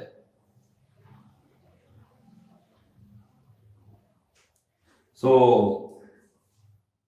ನೋಡೋಣ. ಈ ಜನ್ಮದಲ್ಲಿ ಮಾಡಿದಂತ ನಮಗೆ ತಿಳಿದಂತ ಪಾಪಗಳನ್ನು ಕಡಿಮೆ ಮಾಡಲು ಮಂತ್ರತಂತ್ರ ವಿದ್ಯೆ ತಿಳಿಸಿ. ಈ ಜನ್ಮದಲ್ಲಿ ಮಾಡಿದಂತ ಪಾಪ ಕರ್ಮಗಳನ್ನ ಕಡಿಮೆ ಮಾಡೋದಕ್ಕಿಂತ ಇವಾಗ ಇದಕ್ಕೆ ಮೇಲೆ ಪಾಪ ಕರ್ಮಗಳನ್ನ ಕಡಿಮೆ ಮಾಡ್ಕೊಂಡು ಹೋಗ್ಬೋದಲ್ವಾ? ಅದಕ್ಕೆ ಮಂತ್ರತಂತ್ರ ವಿದ್ಯೆಗಳ ಅವಶ್ಯಕತೆ ಆದ್ರೂ ಏನಿದೆ? ಇವಾಗ ಇದುವರೆಗೂ ಮಾಡಿದ್ದಾಯ್ತು, ಇವಾಗ ನೀವು ಮಾಡಬಾರ್ದು, ಓಕೆ, ಮುಂದೆ ಕಡಿಮೆ ಮಾಡ್ಕೊಂಡು ಹೋಗಿ, ಅದರಲ್ಲಿ ಮಂತ್ರತಂತ್ರದ ಅವಶ್ಯಕತೆ ಇಲ್ಲ. ಗುರುಗಳೇ, ಸುಲಭವಾಗಿ ಒಲಿಸಿಕೊಳ್ಳಬಹುದಾದ ದೈವ ಯಾವುದು ಅಂತ ಯಾರೋ ಕೇಳಿದರೆ, ಸುಲಭವಾಗಿ ಒಲಿಸಿಕೊಳ್ಳಬಹುದಾದ ದೈವ ಅಂದ್ರೆ ಒಂದೇ ಒಂದಿರೋದು, ಅದು ತಾಯಿ ಮಾತ್ರ. ಸೊ ಅವ್ರನ್ನ ಒಲಿಸ್ಕೊಳ್ಳಿ, ಅವ್ರ ಹತ್ರ ಆಶೀರ್ವಾದ ತಗೊಳ್ಳಿ, ಎಲ್ಲದರಲ್ಲೂ ಒಳ್ಳೆಯದಾಗುತ್ತೆ. ಗುರುಗಳೇ, ಲಾಭ ಕಿತಾಬ್ನಲ್ಲಿ ಅಶುಭ ಗ್ರಹಗಳೇ ಭಾಗ್ಯ ಗ್ರಹ ಮತ್ತು ಬಲಶಾಲಿ ಗ್ರಹ ಆದಾಗ ಏನು ಮಾಡಬೇಕು? ಗುರುಗಳೇ, ಲಾಭ ಕಿತಾಬಲ್ಲಿ ಅಶುಭ ಗ್ರಹ ಮತ್ತು ಭಾಗ್ಯ ಗ್ರಹ ಬಲಶಾಲಿ ಆದಾಗ ಏನು ಮಾಡಬೇಕು ಅಂತ ಕೇಳಿದ್ದೀರಾ. ಸೊ ಲಾಲ್ ಕಿತಾಬ್ ತರಗತಿ ಅದು ಬಂದ್ಬಿಟ್ಟು ಪೇಯ್ಡ್ ಕ್ಲಾಸ್ ಆಗಿದೆ. ದಯವಿಟ್ಟು ಅಲ್ಲೇ ಲಾಲ್ ಕಿತಾಬ್ ಕೋರ್ಸ್ ಅನ್ನುವಂತ ವಾಟ್ಸ್ಆಪ್ ಗ್ರೂಪ್ ಇದೆ. ನಿಮಗೆ ಬರುವಂತ ಸಂದೇಹಗಳನ್ನ ಇದೇ ಭಾನುವಾರ ನಾನು ಲಾಲ್ ಕಿತಾಬ್ ಕ್ಲಾಸ್ ಪೂರ್ತಿಯಾಗಿ ಕ್ಲೋಸ್ ಮಾಡ್ತಾ ಇದ್ದೀನಿ. ಅಷ್ಟರ ಒಳಗೆ ನಿಮಗೆ ಬಂದಿರುವಂತ ಸಂದೇಹಗಳನ್ನ ಅಲ್ಲಿ ಕೇಳ್ಕೊಳ್ಳಿ. ಯಾಕಂದ್ರೆ ಇಲ್ಲಿ ನಾನು ಲೈವ್ ಬಂದಿರೋದ್ರಿಂದ ಅಲ್ಲಿ ಪೇಯ್ಡ್ ಮಾಡಿರೋರಿಗೆ ಬೇಜಾರಾಗುತ್ತೆ ಇದಕ್ಕೆ ನಾನು ಉತ್ತರ ಕೊಟ್ರೆ. ನೀವು ದಯವಿಟ್ಟು ಅಲ್ಲಿ ಕೇಳಿ ಆಗುತ್ತೆ. ಓಕೆ, ಸೊ ನೆಕ್ಸ್ಟ್ ಪ್ರಶ್ನೆ. ನನ್ನ ಗಂಡ ಬಿಟ್ಟು ಹೋಗಿದ್ದಾರೆ, 2 ವರ್ಷ ಆಗಿದೆ, ದಯವಿಟ್ಟು ಪರಿಹಾರ ಕೊಡಿ. ಜಾತಕ ಇಲ್ಲ, ಡೇಟ್ ಆಫ್ ಬರ್ತ್ 31/8/87. ಮ್ಯಾಮ್, ಅದಾದ್ರ ಮೇಲೆ ಯಾವುದೇ ರೀತಿಯಾದಂತ ಟೈಮ್ ಆಫ್ ಬರ್ತ್ ಏನು ಇಲ್ಲ. ಒಂದು. ಎರಡನೇದು ಬಂದ್ಬಿಟ್ಟು ಯಾವುದೇ ವ್ಯಕ್ತಿ ಮನೆ ಬಿಟ್ಟು ಹೋದರೆ, ಗಂಡ ಅಂತ ಅಲ್ಲ ನಾನು ಹೇಳ್ತಾ ಇರೋದು, ಯಾರೇ ಆಗಿರ್ಲಿ, ನಿಮ್ಮನ್ನ ಬಿಟ್ಟು ಹೋದರೆ ಆದಷ್ಟು ಶೀಘ್ರದಲ್ಲೇ ಅವ್ರನ್ನ ವಾಪಸ್ ಕರೆಸಿಕೊಳ್ಳುವಂತ ತಂತ್ರ ಪರಿಹಾರಗಳನ್ನ ನೀವು ಮಾಡ್ಕೋಬೇಕಾಗುತ್ತೆ. ಇಲ್ಲ ಆಲ್ರೆಡಿ 2 ವರ್ಷ ಆಗಿದೆ. ಸ್ವಲ್ಪ ಯೋಚನೆ ಮಾಡಿ ನೋಡಿ. ಮತ್ತೆ ನಮ್ಮ ಗ್ರೂಪ್ ಅಲ್ಲಿ ಇದ್ದವ್ರಿಗೆ ಎಲ್ರಿಗೂ ಗೊತ್ತಿದೆ, ತುಂಬಾ ಜನ ಬಂದ್ಬಿಟ್ಟು ನಾನು ಈ ತರ ಮನೆ ಬಿಟ್ಟು ಹೋಗಿರೋರಿಗೆ ಈ ತರ ಅಂದ್ರೆ ಒಬ್ಬನ ಬಿಟ್ಟು ಒಬ್ರು ಹೋದವ್ರನ್ನೆಲ್ಲ ಕರ್ಸ್ಕೊಳ್ಳೋದಕ್ಕೆ ತುಂಬಾ ಸಿಂಪಲ್ ಆಗಿರುವಂತ ಪರಿಹಾರಗಳನ್ನ ಕೊಟ್ಟಿದ್ದೀನಿ. ಅದು ವರ್ಕ್ ಆಗುತ್ತೆ. ಯಾವಾಗ ವರ್ಕ್ ಆಗುತ್ತೆ? ಆದಷ್ಟು ಬೇಗ ಮಾಡುತ್ತೆ. 2 ವರ್ಷಗಳ ಕಾಲ ನಡೀತಂದ್ರೆ ತುಂಬಾ ಕಷ್ಟ ಆಗುತ್ತೆ. ನಿಮಗೆ date of birth, time of birth ಸಿಕ್ಕಿಲ್ಲ ಅಂದ್ರೆ ದಯವಿಟ್ಟು ಒಂದ್ಸಲ ಬಂದು ಪ್ರಶ್ನಾಲಗ್ನವನ್ನ ಹಾಕಿ ಅವ್ರು ಬರ್ತಾರ ಇಲ್ವಾ, ಏನಾಗಿದೆ ಅವರಿಗೆ, ಫಸ್ಟ್ ಈ ತರ ಪ್ರಶ್ನೆಗಳನ್ನ ಕೇಳಿ. ಯಾಕಂದ್ರೆ 2 ವರ್ಷ ಆಗಿದೆ ಅಲ್ವಾ, ಸೊ ಬರ್ತಾರ ಇಲ್ವಾ, ಏನಾಗಿದೆ ಅವರಿಗೆ, ಇದನ್ನೆಲ್ಲ ತಿಳ್ಕೊಂಡು ತದನಂತರ ಅದಕ್ಕೆ ಪರಿಹಾರವನ್ನ ನಾವು ಕೊಡ್ತೀವಿ. ನಮ್ಮ ನಂಬರ್ ಸ್ಕ್ರೀನ್ ಮೇಲೆ ಡಿಸ್ಪ್ಲೇ ಆಗ್ತಾ ಇರ್ತದೆ, ಅಲ್ಲಿಗೆ ಫೋನ್ ಮಾಡಿ ಅವರು ನಿಮ್ಗೆ ಅಪಾಯಿಂಟ್ಮೆಂಟ್ ಕೊಡ್ತಾರೆ. ಕೆಲವೊಂದು ಯಾಕಿದು ಸರ್ ಈ ತರ ಹೇಳೋದು ಅಂತ ಕೇಳಬಹುದು. ಕೆಲವೊಂದು ಪರ್ಸನಲ್ ಕ್ವಶನ್ಸ್ ಗಳು ಇರ್ತವೆ. ಸೊ ಆ ಪರ್ಸನಲ್ ಕ್ವಶನ್ ಗಳನ್ನ ನಾನು ಈ ತರ ಮೀಡಿಯಾದಲ್ಲಿ ಕೂತ್ಕೊಂಡು ಸಾರ್ವಜನಿಕವಾಗಿ ಮಾತಾಡಕ್ಕೆ ಆಗಲ್ಲಮ್ಮ, ತಪ್ಪು ತಿಳ್ಕೊಬೇಡಿ. ಸೊ ಹನುಮಾನ್ ಚಾಲೀಸ ಉಪದೇಶವಿಲ್ಲದೆ ನಾವು ಉಚ್ಚಾರ ಮಾಡಬಹುದಾ ಅಂತ ಯಾರೋ ಪ್ರಶ್ನೆ ಕೇಳಿದ್ದಾರೆ. ಸೊ ಹನುಮಾನ್ ಚಾಲೀಸ ಬಂದ್ಬಿಟ್ಟು ಪಠಿಸುವಂತ ಸಮಯಗಳಿದೆ. ಯಾರಾದ್ರೂ ನಿಮ್ಗೆ ಉಪದೇಶ ಕೊಡ್ತಾ ಇದ್ದಾರೆ ಅಂದ್ರೆ ಅವ್ರದ್ದು ಸಮಯವನ್ನ ಕೇಳಿ ತಿಳ್ಕೊಳ್ಳಿ. ಸೊ ನಿಮ್ಗೊಂದು ಕನ್ಫರ್ಮೇಶನ್ ಆಗುತ್ತೆ ಅವ್ರಿಗೆ ಹನುಮಾನ್ ಚಾಲೀಸ ಆಗಿದೆಯಾ ಇಲ್ವಾ ಅಂತ. ಓಕೆ, ಒಂದು. ಎರಡನೇದು ಬಂದ್ಬಿಟ್ಟು ನಾನು ಮಾಂತ್ರಿಕ ಕ್ಲಾಸ್ ಮಾಡುವಾಗ ಎಲ್ರಿಗೂ ಹೇಳ್ತಾ ಇರ್ತೀನಿ, ಕಟ್ಟು ಮಂತ್ರಗಳಿದೆ, ಎಲ್ಲದಕ್ಕೂ ಕಟ್ಟು ಮಂತ್ರಗಳಿದೆ, ಎಲ್ಲ ದೇವರಿಗೂ ಕಟ್ಟು ಮಂತ್ರಗಳಿದೆ ಅಂತ.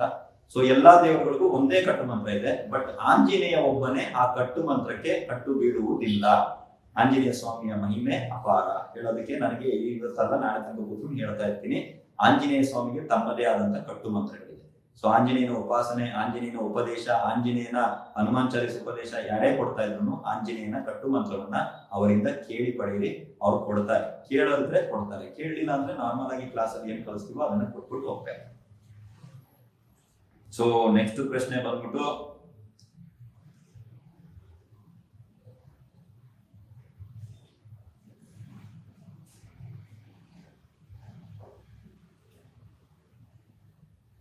ಕನ್ಸಲ್ಟೇಷನ್ ಇಂಜಿನಿಯರ್ ಕೆಲಸ ಹಾಗೂ ಜ್ಯೋತಿಷ್ಯ ಮಾಡುತ್ತಿದ್ದು ಕ್ಲೈಂಟ್ಸ್ ಬರುತ್ತಿಲ್ಲ ಗುರುಗಳೇ. ಸೊ ಕನ್ಸಲ್ಟೇಷನ್ ಕನ್ಸಲ್ಟಿಂಗ್ ಇಂಜಿನಿಯರ್ ಕೆಲಸ ಹಾಗೂ ಜ್ಯೋತಿಷ್ಯ ಮಾಡುತ್ತಿದ್ದು ಕ್ಲೈಂಟ್ಸ್ ಬರುತ್ತಿಲ್ಲ ಗುರುಗಳೇ ಅಂತ ಹೇಳಿದಿರಾ. ಜ್ಯೋತಿಷ್ಯ ಬಂದ್ಬಿಟ್ಟು ನಿಮಗೆ ಅಂದ್ರೆ ಅದನ್ನ ನೀವು ಪ್ರೊಫೆಷನಲ್ ಆಗಿ ತಗೋಬಹುದಾ? ನಿಮ್ಮ ಜಾತಕದ ಪ್ರಕಾರ ಜ್ಯೋತಿಷವನ್ನ ಪ್ರೊಫೆಷನಲ್ ಆಗಿ ತಗೋಬಹುದಾ? ಜ್ಯೋತಿಷವನ್ನ ನೀವು ತಗೊಂಡಾಗ ನಿಮಗೆ ಯಾವ್ದಾದ್ರು ಆರಾಧನಾ ದೈವ ಅಥವಾ ಉಪಾಸನಾ ದೈವದ ಉಪದೇಶ ಇದೆಯಾ? ಇದ್ರೆ ಕ್ಲೈಂಟ್ಸ್ ತಾನಾಗೆ ಬರ್ತಾರೆ. ಅದಕ್ಕೆ ಯಾವುದೇ ರೀತಿಯಾದಂತಹ ಯಂತ್ರ ಮಂತ್ರಗಳನ್ನ ಮಾಡ್ಕೋಬೇಕು ಅನ್ನುವಂತ ಅವಶ್ಯಕತೆ ಇರಲ್ಲ. ಇದು ಒಂದು ಸತ್ಯದ ಮಾತು. ಇದು ಕೆಲವರಿಗೆ ಬೇಜಾರಾಗ್ಬೋದು. ಜ್ಯೋತಿಷ್ಯ ನೀವು ಕಲ್ತಿದ್ದೀರಾ ಅಥವಾ ಜ್ಯೋತಿಷ್ಯವನ್ನ ನೀವು ಹೇಳ್ತಾ ಇದ್ದೀರಾ, ಯಾರೇ ಆಗಿರ್ಬೋದು, ಈ ಪ್ರಶ್ನೆ ಪರ್ಸನಲ್ ಆಗಿ ಯಾರು ತಗೋಬೇಡಿ. ನಿಮ್ಮ ಹತ್ರ ಬಂದ್ಬಿಟ್ಟು ಕ್ಲೈಂಟ್ಸ್ ಬರ್ತಾ ಇಲ್ಲ ಅಂತ ಹೇಳಿದ್ರೆ ನಿಮ್ಮ ಹತ್ರ ದೈವ ಇಲ್ಲ ಅಂತ ಅರ್ಥ. ದೈವ ಇದ್ರೆ ಕ್ಲೈಂಟ್ಸ್ ನ ಅದೇ ಬರ್ಸುತ್ತೆ, ನಿಮ್ಮನ್ನ ಹುಡ್ಕೊಂಡ್ ಬರ್ತಾರೆ ಕ್ಲೈಂಟ್ಸ್, ನಿಮ್ಮ ಹತ್ರ ಬಂದು ಪ್ರಶ್ನೆಗಳು ಕೇಳ್ತಾರೆ, ನಿಮ್ಮ ಹತ್ರ ಕನ್ಸಲ್ಟೇಷನ್ ಬರ್ತಾರೆ, ಎಲ್ಲವೂ ಅವರೇ ಮಾಡ್ತಾರೆ. ನೋಡಿ, ಈ ತರ ಎಲ್ಲ ಕೂತ್ಕೊಂಡು ಏನಾದ್ರು ಒಂದು ಮಾಡ್ತಾ ಇರ್ತೀರ, ಕ್ಲೈಂಟ್ಸ್ ಬರ್ತಾರೆ ಅರ್ಥ ಆಯ್ತಲ್ವಾ? ಸೊ ದೈವವನ್ನ ಫಸ್ಟ್ ಆರಾಧನೆ ಮಾಡಿ ಅವರ ಉಪಾಸನೆಯನ್ನು ನೀವು ಮಾಡೋದು ಒಳ್ಳೆಯದು.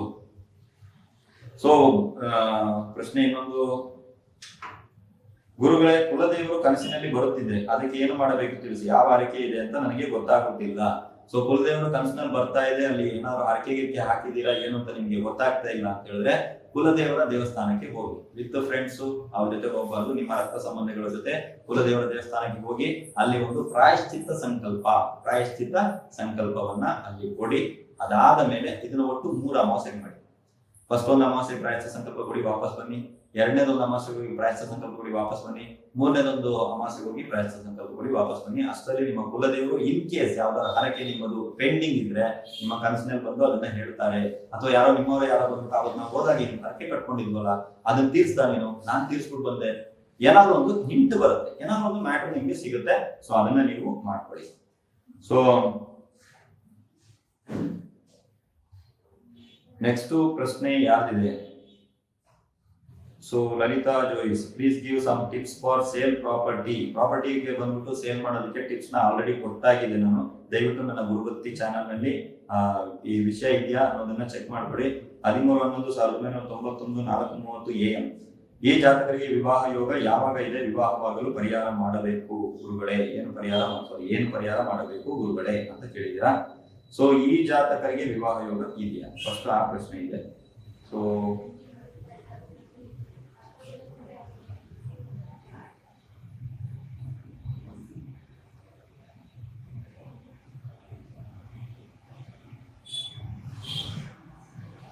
ಸೊ ಈ ಜಾತಕರಿಗೆ ವಿವಾಹ ಯೋಗ ಇದೆ, ವಿವಾಹ ಯೋಗ ಇಲ್ಲ ಅಂತ ಏನಿಲ್ಲ. ಈ ಜಾತಕರಿಗೆ ವಿವಾಹ ಆಗುತ್ತೆ.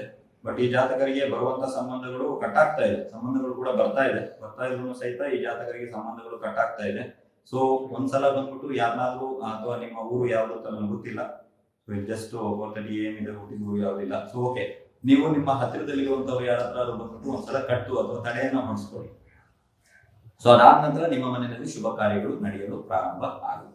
480137 ಇದು ವಾಟ್ಸ್ಆಪ್ ನಂಬರ್ ಆಗಿದೆ.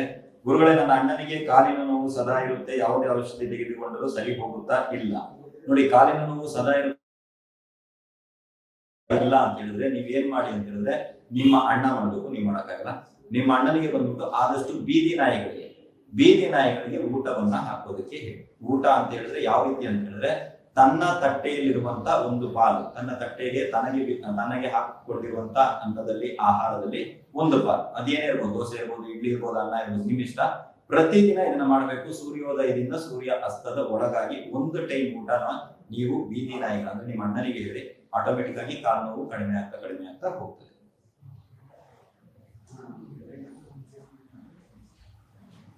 ಮನೆಯಲ್ಲಿ ಹಚ್ಚಿದ ದೀಪ ನಾವು ಏನಾದ್ರೂ ಮಾತಾಡುವಾಗ ಚಟಪಟ ಅಂತ ಶಬ್ದ ಮಾಡಿದರೆ ಏನು ಅರ್ಥ ಗುರುಜಿ ಅಂತ ಕೇಳಿದ್ರ.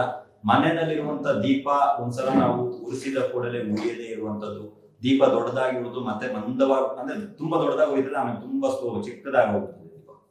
ಸೊ ಈ ರೀತಿ ಆಗುವಂಥದ್ದು, ದೀಪದ ಮುಂದೆ ಒಂದು ಕೊಡಿ ಕಟ್ಟುವಂಥದ್ದು, ದೀಪ ಬಂದ್ಬಿಟ್ಟು ಚಟಪಟ ಅಂತ ಸೌಂಡ್ ಮಾಡುವಂಥದ್ದು, ಏನೋ ನೀರೇನೋ ಬಿದ್ದಾಗ ಒಂದು ನಾವು ದೀಪ ಹಚ್ಚಿದಾಗ ಸೌಂಡ್ ಬರುತ್ತಲ್ಲ ಆ ತರ ಶಬ್ದ ಬರುವಂಥದ್ದು, ದೀಪದ ಜ್ವಾಲೆ ಅನೇಕ ಬಣ್ಣಗಳಾಗಿ ಕಾಣುವಂಥದ್ದು, ಇವೆಲ್ಲವೂ ಬಂದ್ಬಿಟ್ಟು ಮಾಂತ್ರಿಕ ಕ್ರಿಯೆಯನ್ನ ಅಥವಾ ಯಾವ್ದಾದ್ರು ಒಂದು ನಕಾರಾತ್ಮಕ ಶಕ್ತಿ ಆ ಮನೆಯಲ್ಲಿ ಇರುವಿಕೆಯನ್ನ ಸೂಚಿಸ್ತಾ ಇರ್ತದೆ.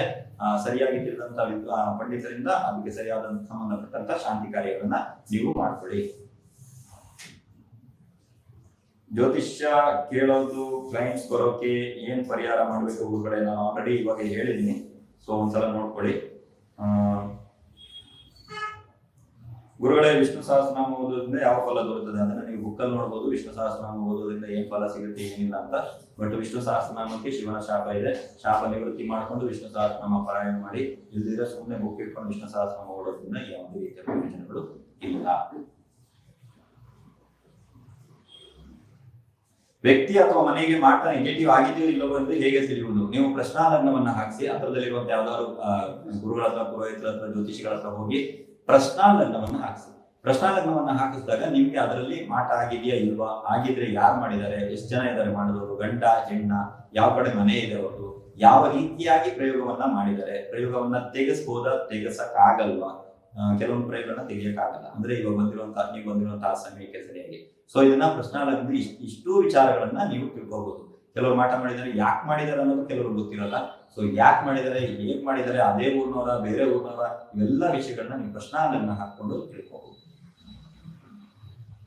ಕೊಟ್ಟ ಹಣ ವಾಪಸ್ ಬರೋದಕ್ಕೆ ಆಲ್ರೆಡಿ ನಾನು ಯೂಟ್ಯೂಬ್ ಅಲ್ಲಿ ಪರಿಹಾರಗಳನ್ನ ತಿಳಿಸಿದ್ದೀನಿ. ದಯವಿಟ್ಟು ನನ್ನ ಯೂಟ್ಯೂಬ್ ಅಲ್ಲಿ ಬಹಳಷ್ಟು ವಿಡಿಯೋಗಳಿದೆ, ಒಂದ್ಸಲ ನೋಡಿ. ಅದರಲ್ಲಿ ನಿಮ್ಗೆ ಬರಬೇಕಾಗಿರುವಂತಹ ಬಹಳಷ್ಟು ಪರಿಹಾರ ಕ್ರಿಯೆಗಳು ಬರ್ತವೆ. ಇನ್ ಕೇಸ್ ಕೆಲವೊಂದು ಪರಿಹಾರ ಕ್ರಿಯೆಗಳು ಇಲ್ಲ ಅಂದವರು, ನಾನು ಮುಂದಿನ ನನ್ನ ಬರ್ತಾ ಇರ್ತದೆ ನನ್ನ ವಿಡಿಯೋಸ್, ಅದರಲ್ಲಿ ಆ ಪರಿಹಾರಗಳನ್ನ ನಾನು ಜೋಡಿಸ್ತೀನಿ. ಬಟ್ ಕೊಟ್ಟ ಹಣ ವಾಪಸ್ ಬರೋದಕ್ಕೆ ನಾನು ಪರಿಹಾರ ಆಲ್ರೆಡಿ ಹಾಕಿದ್ದೀನಿ.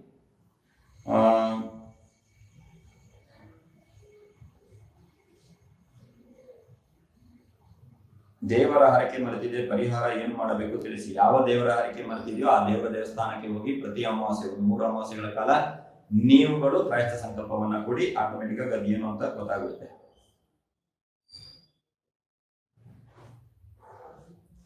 ಯಾರಾದ್ರೂ ಪ್ರಶ್ನೆ ಕೇಳಲು ಬಂದ್ರೆ ಅವರು ಹೇಳದೆ ನನಗೆ ತಿಳಿದು ಅವರಿಗೆ ಪರಿಹಾರ ತಿಳಿಸುವಂತ ಶಕ್ತಿ ಬಗ್ಗೆ ಮಾಹಿತಿ ಮತ್ತು ಕಿವಿಯಲ್ಲಿ ಬಂದು ಹೇಳುವಂತ ಶಕ್ತಿಯ ಬಗ್ಗೆ ಮಾಹಿತಿ ನೀಡಿ. ಇದು ನೀವು ಸಾಧನೆಯನ್ನ ಕೇಳ್ತಾ ಇರೋದು. ಇದನ್ನ ಬಂದ್ಬಿಟ್ಟು ಇವಾಗ ಲೈವ್ ಅಲ್ಲಿ ಕೂತು ನಾನು ಹೇಳೋದಕ್ಕೆ ಆಗಲ್ಲ. ಬಟ್ ನಮ್ಮ ಕ್ಲಾಸ್ಗಳಲ್ಲಿ ಆಲ್ರೆಡಿ ಇದನ್ನ ಹೇಳಲಾಗಿದೆ. ಮುಂದಿನ ದಿನಗಳಲ್ಲಿ ಇನ್ನೂ ಇದೇ ರೀತಿಯಾದಂತಹ ಪರಿಹಾರಗಳು ಅಥವಾ ಇದೇ ರೀತಿಯಾದಂತಹ ಪ್ರಯೋಗ ಕ್ರಮಗಳನ್ನ ನಾನು ಕ್ಲಾಸಲ್ಲಿ ಕಲಿಸ್ತೀನಿ. ಕೆಲವೊಂದು ವಿಚಾರಗಳನ್ನ ನಾನು ಓಪನ್ ಆಗಿ ಮಾತಾಡೋದಕ್ಕೆ ಆಗಲ್ಲ. ವಾಕ್ಸಿದ್ಧಿ ಆಗಲು ಪರಿಹಾರ ಮಂತ್ರ ಏನು ತಿಳಿಸಿ. ವಾಕ್ಸಿದ್ಧಿ ಆಗೋದಕ್ಕೆ ನೀವು ನಾರ್ಮಲ್ ಆಗಿ ಸರಸ್ವತಿ ಮಂತ್ರವನ್ನ ಜಪ ಮಾಡೋದು ಸಾಕಾಗುತ್ತೆ, ಅಥವಾ ಬುಧನ ಮಂತ್ರವನ್ನ ಜಪ ಮಾಡಿದ್ರು ಸಾಕಾಗುತ್ತೆ. ಸೊ ಮಾಟ ಮಂತ್ರ ಪ್ರಯೋಗ ತೆಗೆಸಿದ ನಂತರ ಅದು ನಿವಾರಣೆ ಆಗಿದೆ ಅಂತ ಹೇಗೆ ತಿಳಿಯುವುದು ತಿಳಿಸಿ ಗುರುಜಿ. ಮಾಟ ಮಂತ್ರ ಪ್ರಯೋಗ ಬಂದ್ಬಿಟ್ಟು ನಿವಾರಣೆ ಆಗಿದೆ, ತೆಗೆಸಿ ಆಗಿದೆ, ಬಟ್ ನಿವಾರಣೆ ಆಗಿದೆ ಇಲ್ವಾ ಅಂತ ಹೇಗೆ ತಿಳಿತದಂದ್ರೆ, ಮಾಟ ಮಂತ್ರ ತೆಗೆಸಿ ಆದ ನಂತರ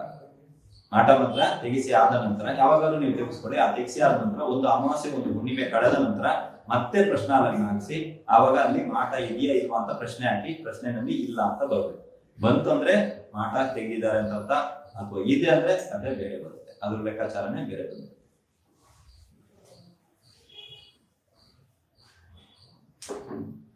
ಒಂದು ಜಾತಕದಲ್ಲಿ ನೇಮ್ ಫೇಮ್ ನೋಡೋದಕ್ಕೆ ಯಾವ ಗ್ರಹ ನೋಡ್ಬೇಕು? ನೇಮು, ಫೇಮು, ನಿಮ್ಮ ಐಡೆಂಟಿ ಕಾರ್ಡು ಎಲ್ಲದಕ್ಕೂ ಬಂದ್ಬಿಟ್ಟು ಸೂರ್ಯ ಗ್ರಹನನ್ನ ನೀವು ನೋಡಬಹುದು. ಗುರುಗಳೇ, ಪ್ರಶ್ನಾಶಾಸ್ತ್ರ ಜಾಬ್ ವಿಚಾರದಲ್ಲಿ ಹಾಕಿಸಿದಾಗ ಇಲ್ಲ ಅಂತ ಬಂದರೆ ದೈವದ ಸಹಾಯದಿಂದ ಕೆಲಸ ಪಡೆಯಬಹುದಾ? ಪ್ರಶ್ನಾಶಾಸ್ತ್ರದಲ್ಲಿ ಜಾಬ್ ವಿಚಾರದಲ್ಲಿ ಹಾಕಿಸಿದಾಗ ಇಲ್ಲ ಅಂತ ಬಂತಂದ್ರೆ ಅದಕ್ಕೆ ಮತ್ತೆ ನಾವು ಕನ್ಫರ್ಮೇಶನ್ ಅಂತ ಹೇಳ್ಬಿಟ್ಟು ಇನ್ನೊಂದ್ಸಲ ಕವಡೆಗಳನ್ನ ಹಾಕುವಂತ ಪದ್ಧತಿ ಇದೆ.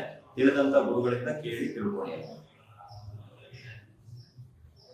ಲಲಿತಾ ಸಹಸ್ರನಾಮ ಪಾಠನ ಮಾಡಬಹುದಾ ತಿಳಿಸಿ ಗುರುಗಳೇ. ಖಂಡಿತವಾಗ್ಲೂ ಉಪದೇಶ ಇದ್ದವರು ಲಲಿತಾ ಸಹಸ್ರನಾಮ ಪಾರಾಯಣವನ್ನ ಮಾಡ್ಕೋಬಹುದು. ಉಪದೇಶ ಇಲ್ಲದವರು ಲಲಿತಾ ಸಹಸ್ರನಾಮ ಮತ್ತು ಚಂಡಿ ಸಹಸ್ರನಾಮವನ್ನ ಪಾರಾಯಣ ಮಾಡುವ ಹಾಗಿಲ್ಲ. ಉಪದೇಶ ಇಲ್ಲ, ಸಿಗ್ತಾ ಇಲ್ಲ, ಉಪದೇಶವನ್ನ ಹೇಗೆ ಪಡೆಯೋದಂದ್ರೆ ಮೊನ್ನೆ ಸರಳ ಪರಿಹಾರ ತರಗತಿ ಕ್ಲಾಸ್ ಅಲ್ಲಿ ಅದರ ವಿಚಾರವಾಗಿ ನಾನು ವಿಷಯವನ್ನ ತಿಳಿಸಿದ್ದೀನಿ. ಜೀವನ್ ಮನಿ ರಿಕವರಿ ಆಗೋದಕ್ಕೆ ನಾನು ಆಲ್ರೆಡಿ ಪರಿಹಾರ ತಿಳಿಸಿದ್ದೀನಿ. ದಯವಿಟ್ಟು ಅದನ್ನ ನೀವು ನೋಡ್ಕೊಳ್ಳಿ.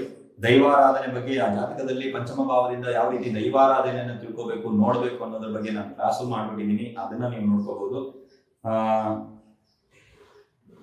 ಯಾರೋ ಈ ಪ್ರಶ್ನೆ ಕೇಳಿದ್ದಾರೆ, ಗುರುದೇವ ಕಿವಿ, ಕೈ ಕಾಲು, ಹಲ್ಲು ಕಟ್ಟಾಗಿದ್ದರೆ ಅವರಿಗೆ ಯಾವುದೇ ಮಂತ್ರಸಿದ್ಧಿ ಆಗಲ್ಲ ಅಂತಾರೆ, ಅದು ನಿಜ ಗುರುದೇವ? ಸೊ ಸಾಧನೆ ಮಾಡೋರು ಯಾರೇ ಆಗಿರ್ಲಿ ಅವರಿಗೆ ಮಂತ್ರಸಿದ್ಧಿ ಆಗುತ್ತೆ. ಮಂತ್ರಸಿದ್ಧಿ ಆಗುತ್ತೆ. ಎಸ್ಪೆಷಲಿ ಹಲ್ಲಿನಲ್ಲಿ ಬೇಕಾದ್ರೆ ನೀವು ಹೇಳಿ, ಹೌದು ಹಲ್ಲು ಬಿದ್ದ ನಂತರ ಮಂತ್ರ ಫಲಿಸಲ್ಲ ಅನ್ನೋದಕ್ಕೆ ಒಂದು ಕಾರಣ ಇದೆ. ಬಿಕಾಸ್ ಮಂತ್ರವನ್ನ ಪಠಿಸಿದಾಗ, ಇವಾಗ ಹಲ್ಲಿದೆ, ನಾನು ಪಠಿಸಿದಾಗ ಆ ಉಚ್ಚಾರಣೆ ಸರಿಯಾಗಿ ಬರುತ್ತೆ. ಹಲ್ಲು ಇಲ್ಲದಿದ್ದಾಗ ನನ್ನ ಮಂತ್ರದ ಉಚ್ಚಾರಣೆ ಚೇಂಜಸ್ ಬರುತ್ತೆ. ಆ ಕಾರಣದಿಂದ ಆ ತರ ಆಗ್ತಾ ಇರ್ಬೋದು. ಸೊ ಅಂಗೈನ ಅಥವಾ ಜಾಸ್ತಿ ಅಂಗ ಇರುವಂತ ವ್ಯಕ್ತಿಗಳಿಂದ ಕೂಡ ನಾವು ಪೂಜೆ ಪುರಸ್ಕಾರ ಅದು ಇದನ್ನು ಕೂಡ ನಾವು ಮಾಡುವ ಹಾಗಿಲ್ಲ. ಬಟ್ ಮಂತ್ರ ಸಾಧನೆ ಮಾಡೋದಕ್ಕೆ ಬಂದ್ಬಿಟ್ಟು ನನ್ನ ಪ್ರಕಾರ ಅಲ್ಲಿ ಯಾವುದೇ ರೀತಿಯ ಸಮಸ್ಯೆ ಇರಲ್ಲ. ಸಾಧನೆ ಮಾಡೋದಕ್ಕೆ ನಿಮ್ಗೆ ಒಳ್ಳೆ ಗುಣ, ನೀವು ಮಾಡ್ಬೇಕು ಅನ್ನುವಂತ ಛಲ ಇದ್ರೆ ಸಾಕು. ಗುರುಜಿ, ಒಬ್ಬ ಜಾತಕನಿಗೆ ಎಲ್ಲಾ ದೇವರುಗಳು ಒಲಿಯುತ್ತಾ ಪ್ರಯತ್ನ ಪಡ್ತಾರೆ. 100% ಅಂತ ಜಾತಕರು ಯಾರು ಇಲ್ಲ. ಇನ್ ಕೇಸ್ ಯಾರು ಇದನ್ನ ಪ್ರಶ್ನೆ ಕೇಳಿದ್ರು ಅವರಿಗೆ ಒಂದು ದೈವಗಳು ಕೂಡ ಒಲಿಯೋದೇ ಇಲ್ಲ. ಯಾಕೆ ಅನ್ನೋದನ್ನ ಕ್ಲಾಸಲ್ಲಿ ಹೇಳಿ. ಒಂದು ಜಾತಕನಿಗೆ ಒಂದು ದೈವ ಒಲಿದ್ರೇನೆ ಲೈಫ್ ಸಾಕು, ಜೀವನ ಪಾವನ ಆಗೋಯ್ತು. ಎಲ್ಲಾ ದೇವರುಗಳು ಒಲಿಯುತ್ತದ ಅಂದ್ರೆ ಅತಿಯಾಸೆ ಆಯ್ತು, ಅಥವಾ ಇರುವಂತ ದೈವದ ಮೇಲೆ ನಂಬಿಕೆ ಇಲ್ಲ ಅಂತ ಆಯ್ತು. ಅವಾಗ ಏನಾಗುತ್ತೆ, ಇರುವಂತ ದೈವಗಳು ಕೂಡ ಹೊರಟು ಹೋಗುತ್ತೆ. ಓಕೆನಾ?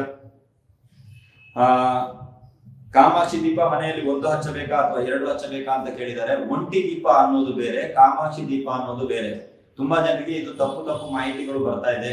ನಂದಾ ದೀಪ ಅಂದ್ರೆ ಏನು, ಕಾಮಾಕ್ಷಿ ದೀಪ ಅಂದ್ರೆ ಏನು, ಒಂಟಿ ದೀಪ ಅಂದ್ರೆ ಏನು? ನಿಮ್ಮ ಮನೆಯಲ್ಲಿ ಇರುವುದು ಗಜಲಕ್ಷ್ಮಿ ದೀಪನ ನೋಡಿ. ಸೆಂಟರ್ ನಲ್ಲಿ ಲಕ್ಷ್ಮಿ ಕೂತಿರ್ತಾಳೆ, ಈ ಕಡೆ ಆ ಕಡೆ 2 ಇಕ್ಕೆಲೆಗಳಲ್ಲಿ ಆನೆ. ಅದು ಕಾಮಾಕ್ಷಿ ದೀಪ ಅಲ್ಲ. ದಯವಿಟ್ಟು ಇದನ್ನೆಲ್ಲ ಒಂದ್ ಸ್ವಲ್ಪ ಫಸ್ಟ್ ಯಾವ ದೀಪ ಅನ್ನೋದನ್ನ ಕನ್ಫರ್ಮ್ ಮಾಡ್ಕೊಳ್ಳಿ. ಅದು 1 ಹಚ್ಬೇಕಾ 2 ಹಚ್ಬೇಕಾ ಅನ್ನೋದನ್ನ ಆಮೇಲೆ ಹೇಳ್ತೀನಿ. ಸೊ ಯಾವ್ದು ಹೊರಗಡೆ ನಿಜ ಆಗುವಾಗ ಆಗಿ ಕಟ್ಟಾಗ್ತಾ ಇದೆ ಅವ್ರಿಗೆ. ಸೊ ವಿವಾಹದ ಬಗ್ಗೆ ಅವ್ರು ಕೇಳಿದಾರೆ, ಹೌದು ಆತರ ಆಗ್ತಾ ಇದೆ ಅಂತ ಹೇಳ್ತಾ ಇದಾರೆ.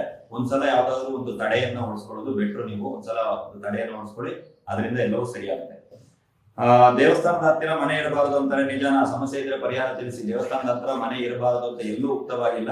ದೇವಸ್ಥಾನದ ನೆರಳು ಬೀಳುವ ತರ ಮನೆ ಇರಬಾರದು. ಮನೆಯ ಮೇಲೆ ದೇವಸ್ಥಾನದ ನೆರಳು ಬೀಳಬಾರದು. ಇಲ್ಲಿ ನಮ್ಮ ಶಾಸ್ತ್ರದಲ್ಲಿ ಹೇಳಿರುವಂತದ್ದೇ ಬೇರೆ, ನೀವು ಪ್ರಶ್ನೆ ಅಂದ್ರೆ ಅರ್ಥ ಮಾಡ್ಕೊಂಡು ಕೇಳ್ತಾ ಇರೋದೇ ಬೇರೆ. ನಿಮ್ಮ ಮನೆ ಮೇಲೆ ಅದರ ನೆರಳು ಬೀಳ್ತಾ ಇದೆಯಾ ಅನ್ನೋದನ್ನ ನೀವು ಚೆಕ್ ಮಾಡ್ಕೊಳ್ಳಿ. ಸೊ ಕಮಲೇಶ್, ಭಗವದ್ಗೀತೆ ಪುಸ್ತಕವನ್ನು ಮನೆಯಲ್ಲಿ ಯಾವ ಜಾಗ? ಇದ್ರ ಮುಂದೆ ಏನು ಇಲ್ಲ ನೋಡಿ. ಯಾವುದೇ ರೀತಿಯಾದಂತಹ ಗ್ರಂಥಗಳಲ್ಲಿ ಏನೇ ಇದೆ ಅದು ದೈವಕ್ಕೆ ಸಂಬಂಧಪಟ್ಟಂತ ಧಾರ್ಮಿಕ ಗ್ರಂಥಗಳಾದ್ರೆ ದೈವದ ಜೊತೆ ದೈವದ ಕೊಟ್ಟಿನಲ್ಲಿ ಅದು ಯಾವ ಜಾಗ ಅಂತ ಏನ್ ಕೇಳ್ತಾ ಇದ್ರೋ ನನ್ಗೆ ಅರ್ಥ ಇಲ್ಲ. ಮನೆಯಲ್ಲಿಟ್ಟ ಬಂಗಾರ ಕಳೆದು ಹೋಗಿದೆ, ಅದು ಎಲ್ಲಿ ಉಂಟು, ನಮಗೆ ಸಿಕ್ಕುವ ಅಂತ ತಿಳಿಯುವುದು ಹೇಗೆ? ಅದಕ್ಕೆ ಬಂದ್ಬಿಟ್ಟು ಹತ್ತಿರದಲ್ಲಿರುವಂತಹ ಯಾವ್ದಾದ್ರು ಪುರೋಹಿತರ ಹತ್ರ ಅಥವಾ ಜ್ಯೋತಿಷರ ಹತ್ರ ಹೋಗಿ ಪ್ರಶ್ನಾಲಗ್ನವನ್ನ ಹಾಕಿ ಕಾರಣ ಏನು ಅಂತ ಹೇಳ್ತೀನಿ. ಇದ್ಯಾಕೆ ಗುರುಗಳ ನೀವು ಉತ್ತರ ಹೇಳ್ತಾ ಇಲ್ಲ ಅಂತ ಹೇಳ್ಬಿಡ್ತೀನಿ. ಪ್ರಶ್ನಾಲಗ್ನದಲ್ಲಿ ಬಂದ್ಬಿಟ್ಟು ಆಯಸ್ಸು, ವ್ಯಭಿಚಾರ, ಕಳವು, ಈ 3ಕ್ಕೂ ಉತ್ತರವನ್ನ ಹೇಳಬಾರದು ಅನ್ನುವಂಥದ್ದು ಒಂದು ಶಾಸ್ತ್ರ ಇದೆ. ಸೊ ಆತರ ಯಾರಾದ್ರೂ ಹೇಳ್ತಾ ಇದ್ದಾರೆ, ನನ್ಗೆ ಗೊತ್ತು ಪ್ರಶ್ನೆ ಅಂದ್ರೆ ಕಳುವಿನ ಪ್ರಶ್ನೆಗೆಲ್ಲ ಉತ್ತರ ಹೇಳ್ತಾ ಇದ್ದಾರೆ, ಇಲ್ಲ ಅಂತಲ್ಲ. ಸೊ ದಯವಿಟ್ಟು ನೀವು ಅವ್ರ ಹತ್ರ ಹೋಗಿ ಅದರ ವಿಚಾರವಾಗಿ ತಿಳ್ಕೋಬಹುದು. ಸೊ ಮಾಂತ್ರಿಕ ತಾಂತ್ರಿಕ ಕಲಿಯಲು ಆಸಕ್ತಿ ಇದೆ, ಕತ್ತಲೆ ಮನೆಯ ಗಂಡಸರು ಒಪ್ಪುವುದಿಲ್ಲ, ಅವರು ಒಪ್ಪುವ ರೀತಿ ಪರಿಹಾರವಿದೆ. ಇದಕ್ಕೆ ಅರ್ಥ ಏನು ಅನ್ನೋದು ನಮಗೂ ಗೊತ್ತಿಲ್ಲ. ಮಾಂತ್ರಿಕ ತಾಂತ್ರಿಕ ಕಲಿಯಲು ಆಸಕ್ತಿ ಇದೆ, ಕತ್ತಲೆ ಮನೆಯಲ್ಲಿ ಗಂಡಸರು ಒಪ್ಪುವುದಿಲ್ಲ. ಕತ್ತಲೆ ಮನೆಗೆ ನೀವು ಯಾಕೆ ಹೋದ್ರಿ? ಗಂಡಸರು ಯಾವ ಗಂಡಸರು ಒಪ್ಪುತ್ತಾ ಇಲ್ಲ. ಇದಕ್ಕೆ ಅರ್ಥ ಏನು ಅನ್ನೋದು ನನ್ಗಂತೂ ಗೊತ್ತಿಲ್ಲ.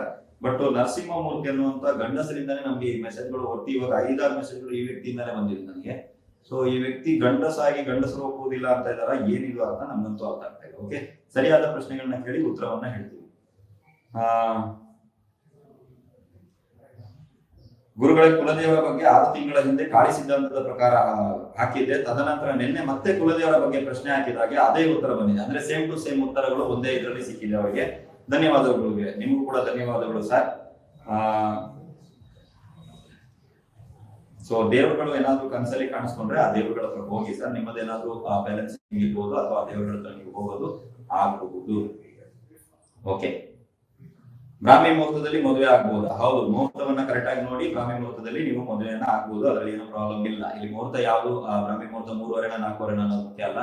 ಲಗ್ನ ಯಾವುದು, ಲಗ್ನದಿಂದ ಸಪ್ತಮದಲ್ಲಿ ಯಾವ ಗ್ರಹಗಳಿದೆ ಇವನ್ನೆಲ್ಲ ಕೂಡ ನೀವು ನೋಡ್ಬೇಕಾಗುತ್ತೆ. ಇನ್ ಕೇಸ್ ಬ್ರಾಹ್ಮಿ ಮುಹೂರ್ತದಲ್ಲಿ ಗುರು ಶುಕ್ರರ ಅಸ್ತರಾಗಿದ್ರೆ, ಸಪ್ತಮದಲ್ಲಿ ರಾಹು ಇದ್ರೆ, ಸಪ್ತಮದಲ್ಲಿ ಕೇತು ಇದ್ರೆ, ಮಾಡಬಾರದಾಗಿರುವಂತಹ ಡೇಟ್ಸ್ ಗಳಲ್ಲಿ ನೀವು ಮದುವೆ ಮಾಡಿದ್ರೆ ಅಂದ್ರೆ 4, 5, 7, 8 ಅಲ್ವಾ? ಸೊ ಇದನ್ನೆಲ್ಲ ನೋಡಿ ಒಂದು ಮುಹೂರ್ತವನ್ನ ನಿರ್ಧಾರ ಮಾಡ್ಬೇಕೆ ಹೊರತು ಬರೀ ಒಂದು ಟೈಮ್ ನ ನೋಡಿ ಬ್ರಾಹ್ಮಿ ಮುಹೂರ್ತದಲ್ಲಿ ಮದುವೆಯನ್ನ ಮಾಡಿಸೋದು ಇವೆಲ್ಲ ಬೇಡ, ಇವೆಲ್ಲ ಚೆನ್ನಾಗಿರಲ್ಲ, ಬೇಕಾಗಿಲ್ಲ.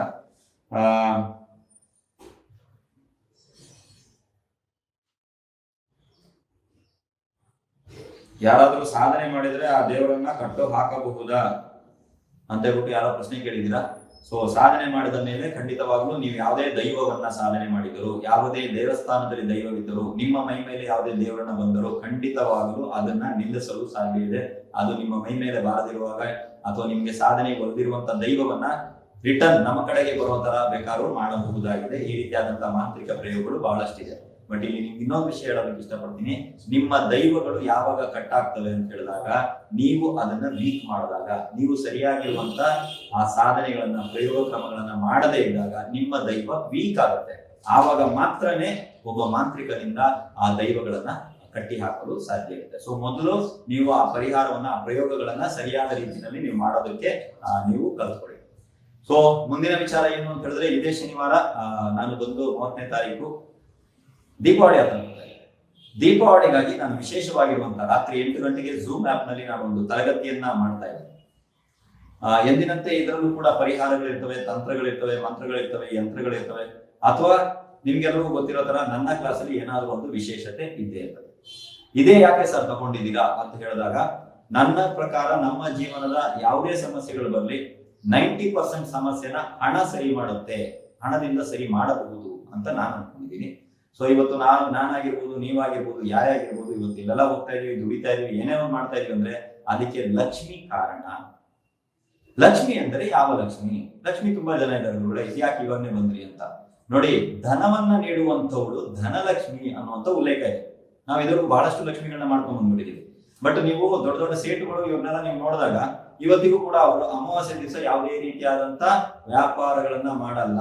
ಲೇವಾದೇವಿ ಕೊಡೋದು ಇಲ್ಲ, ತಗೊಳೋದಿಲ್ಲ, ಅವ್ರು ಜಸ್ಟ್ ಚೆಕ್ ಮಾಡಲ್ಲ ಅವ್ರು. ಅದೇ ರೀತಿ ದೀಪಾವಳಿ ಬಂದ್ಬಿಟ್ಟು ಅಮಾವಾಸ್ಯೆ ದಿವಸ ಪೂಜೆ ಮಾಡೋದು ಅವ್ರುಗಳೇ. ಅರ್ಥ ಆಯ್ತಲ್ವ ನಿಮ್ಗೆ? ಸೊ ಲಕ್ಷ್ಮಿ ಎಲ್ಲಿರ್ತಾಳೆ, ಹೇಗಿರ್ತಾಳೆ ಅದನ್ನ ಬಿಟ್ಟು ನಾವು ಯಾವ್ದಾದ್ರು ಲಕ್ಷ್ಮಿಗಳನ್ನ ಮಾಡ್ತಾ ಇದೀವಿ. ಈ ಲಕ್ಷ್ಮಿಗಳ ಶಕ್ತಿಗಳು ಇದೆ, ಕಾರಣಗಳು ಬೇರೆ ಇರ್ತವೆ, ಫಲಗಳು ಬೇರೆ ಇರ್ತವೆ. ನಿಮಗೆ ಹಣದ ಏನಾದ್ರೂ ಅವಶ್ಯಕತೆ ಇದೆ, ಸಾಲದಿಂದ ಮುಕ್ತಿ ಹೊಂದಬೇಕು, ಕಾರ್ಯವಿಘ್ನಗಳಿದೆ, ವಿವಾಹ ಆಗ್ತಾ ಇಲ್ಲ, ಏನೇ ಸಮಸ್ಯೆಗಳಿದ್ರು ಸಹಿತ ದೀಪಾವಳಿ ರಾತ್ರಿ ಎಂದು ಅಥವಾ ಧನತ್ರಯೋದಶಿ, ಚತುರ್ದಶಿ, ದೀಪಾವಳಿ ನಂತರ ಬರುವಂತ 2 ದಿನಗಳು, ಒಟ್ಟು 5 ದಿನಗಳ ಕಾಲ ಕೆಲವೊಂದು ಪ್ರಯೋಗಗಳನ್ನ ಮಾಡೋದ್ರಿಂದ ನಿಮ್ಮ ಸಮಸ್ಯೆಯಿಂದ ನೀವು ಮುಕ್ತಿಯನ್ನ ಹೊಂದಬಹುದು. ಈ 5 ದಿನ ಮಾಡ್ಲೇಬೇಕಾಗುತ್ತೆ. ಈ 5 ದಿನದಲ್ಲಿ ಏನ್ ವಿಶೇಷ? ಈ 5 ದಿನದಲ್ಲಿ ಯಾವುದೇ ಯಂತ್ರ, ಮಂತ್ರ, ತಂತ್ರಗಳು ಮಾಡಿದರೂ ಸಹ ಅದು ತುಂಬಾ ಚೆನ್ನಾಗಿ ಫಲವನ್ನ ನೀಡ್ತದೆ. ನಾರ್ಮಲ್ ಡೇಸ್ ಅಲ್ಲಿ ಮಾಡಿದಾಗ ನಿಮಗೆ 50%, 100% ಕೊಟ್ರೆ, ಈ ಟೈಮ್ ಅಲ್ಲಿ ನೀವು ಮಾಡಿದಾಗ ನಿಮಗೆ 500 to 1000% ಪವರ್ ಅದಕ್ಕೆ ಇರುತ್ತೆ, ಜಾಸ್ತಿ ಇರ್ತದೆ. ಸೊ ನೀವು ಮನೆಗೆ ದಾರಿದ್ರ್ಯ ಹೋಗೋದಕ್ಕೆ ಏನ್ ಪರಿಹಾರವನ್ನ ಮಾಡಬಹುದು, ಲಕ್ಷ್ಮಿ ಮನೆಯಲ್ಲಿ ಬರೋದಕ್ಕೆ ಏನ್ ಪರಿಹಾರವನ್ನ ಮಾಡಬಹುದು? ಎರಡಾಯ್ತು. ಲಕ್ಷ್ಮಿ ಮನೆಯಿಂದ ಹೊರಗಡೆ ಹೋಗ್ತಿರೋ ತರ ಏನ್ ಪರಿಹಾರ ಮಾಡೋದು? ಬಂದ್ರೆ ಮಾತ್ರ ಸಾಲಲ್ಲ, ಮತ್ತೆ ಹೋಗ್ಬಾರ್ದಕ್ಕೆ. ಆಕೆ ರೊಟೇಷನ್ ಆಗ್ತಾ ಇರ್ಬೇಕು, ನಮ್ಮ ಸಾಲಗಳು ತೀರ್ಬೇಕು. ಸಾಲ ತೀರ್ಬೇಕಂದ್ರೆ ನಮ್ಗೆ ಇನ್ಕಮ್ ಜಾಸ್ತಿ ಆಗ್ಬೇಕು. ಈ ರೀತಿ ಬಹಳಷ್ಟು ಇದರಲ್ಲಿ ಶತ್ರುಗಳನ್ನ ಕೂಡ ಸೈಲೆಂಟ್ ಮಾಡುವಂತ ಪರಿಹಾರ ಕ್ರಿಯೆಗಳನ್ನ ಕೂಡ ನಾವುಗಳು ಕೊಡ್ತಾ ಇದೀವಿ. ಇದೇ ಶನಿವಾರ ರಾತ್ರಿ 8 ಗಂಟೆಗೆ ಝೂಮ್ ಆಪ್ ನಲ್ಲಿ ನಾನು ಈ ಪರಿಹಾರ ತರಗತಿಯನ್ನ ಧನಲಕ್ಷ್ಮಿಗಾಗಿ ವಿಶೇಷವಾಗಿರುವಂತಹ ದೀಪಾವಳಿ ವಿಶೇಷ ಪರಿಹಾರವನ್ನ ನಾನು ಮಾಡ್ತಾ ಇದ್ದೀನಿ. ನೀವುಗಳು ಜಾಯಿನ್ ಆಗೋದ್ರಿಂದ ಏನಾಗುತ್ತೆ ಅಂದ್ರೆ, ಹಣಕಾಸಿನ ಸಮಸ್ಯೆ ಆಲ್ರೆಡಿ ಬಂದಿದೆ, ಎಲ್ರಿಗೂ ಬಂದಿದೆ. ಸೊ ಈ ಸಮಸ್ಯೆಯಿಂದ ಹೊರಗಡೆ ಬರ್ಬೋದು, ಮನೆಯಲ್ಲಿ ದಾರಿದ್ರ್ಯವನ್ನ ನೀವು ತೊಡೆದಾಕ್ಬಹುದು. ಕೆಲವೊಂದು ಪರಿಹಾರಗಳು ಸ್ವಲ್ಪ ದೊಡ್ಡದಿರುತ್ತೆ. ಗುರುಗಳು ಎಲ್ಲ ದೊಡ್ಡ ಪರಿಹಾರ ಕೊಟ್ಟರೆ ನಮ್ಮಂತವ್ರು ಏನ್ ಮಾಡೋದು? ನಿಮ್ಗೆ ಯೋಚನೆ ಇರುತ್ತಲ್ವಾ? ಸೊ ಕೆಲವೊಂದು ಪರಿಹಾರಗಳು 2 ರೂಪಾಯಿ, 5 ರೂಪಾಯಿ, 10 ರೂಪಾಯಿ ಈ ಇದ್ರೊಳಗಡೆನೆ ಇರ್ತದೆ. ಸೊ ಈ ಪರಿಹಾರಗಳನ್ನ ಕೂಡ ಮಾಡಿ ನೀವು ಜೀವನದಲ್ಲಿ ಬಹಳ ಇಂಪ್ರೂವ್ಮೆಂಟ್ ಅನ್ನ ನೀವು ಪಡಿಬಹುದಾಗಿದೆ. ಬಹಳ ಒಳ್ಳೆ ಇಂಪ್ರೂವ್ಮೆಂಟ್ ಬರುತ್ತೆ, ತುಂಬಾ ಚೆನ್ನಾಗಿ ಬರುತ್ತೆ. ಯಾಕಂದ್ರೆ ದುಡ್ಡು ಒಂದು ಬಂತು ಅಂತ ಹೇಳಿದ್ರೆ ನಮ್ಮ ಹಲವಾರು ಸಮಸ್ಯೆಗಳು ಅದರಿಂದ ನಾವು ಪರಿಹಾರವನ್ನ ಮಾಡ್ಕೋಬಹುದು. ಇಲ್ದಿದ್ರೆ ನಾನು ಬೇರೆ ಕ್ಲಾಸ್ಗಳನ್ನ ಮಾಡೋದ್ರಲ್ಲಿದ್ದೆ. ಬಟ್ ಈ ಸಲ ನನ್ಗೆ ಯಾಕೋ ಅನಿಸ್ತು ದೀಪಾವಳಿಗೋಸ್ಕರ ನಾನು ನಿಮ್ಗೆ ಏನಾದ್ರು ವಿಶೇಷವಾಗಿರುವಂತ ಪರಿಹಾರವನ್ನ ಕೊಡ್ಬೇಕು ಅಂತ. ಸೊ ನಾನು ಕೆಲವೊಂದು ಯಂತ್ರಗಳನ್ನ ಕೊಡ್ತೀನಿ, ಮಂತ್ರಗಳನ್ನ ಕೊಡ್ತೀನಿ, ತಂತ್ರಗಳನ್ನ ಕೊಡ್ತೀನಿ, ಕೆಲವೊಂದು ಅನುಭವಗಳನ್ನ ನಾನು ನಿಮ್ ಜೊತೆ ಹಂಚ್ಕೋತೀನಿ. ಕೆಲವೊಂದು ಪರಿಹಾರ ಕ್ರಿಯೆಗಳನ್ನ ನಾನು ಕೊಡುವಾಗ ಕೆಲವೊಂದು ಅನುಭವಗಳನ್ನ ನಿಮ್ ಜೊತೆ ಹಂಚ್ಕೋತೀನಿ. ಅದೇ ರೀತಿ ನಾನು ಕೊಡ್ತಾ ಇರುವಂತದ್ದು ಎಲ್ಲವೂ ಪರಿಹಾರ ಕ್ರಿಯೆ ಆಗಿರ್ತದೆ ಹೊರತು ಜ್ಯೋತಿಷ್ಯದ ಕ್ಲಾಸ್ ಅಂತೂ ಇದು ಅಲ್ಲವೇ ಅಲ್ಲ.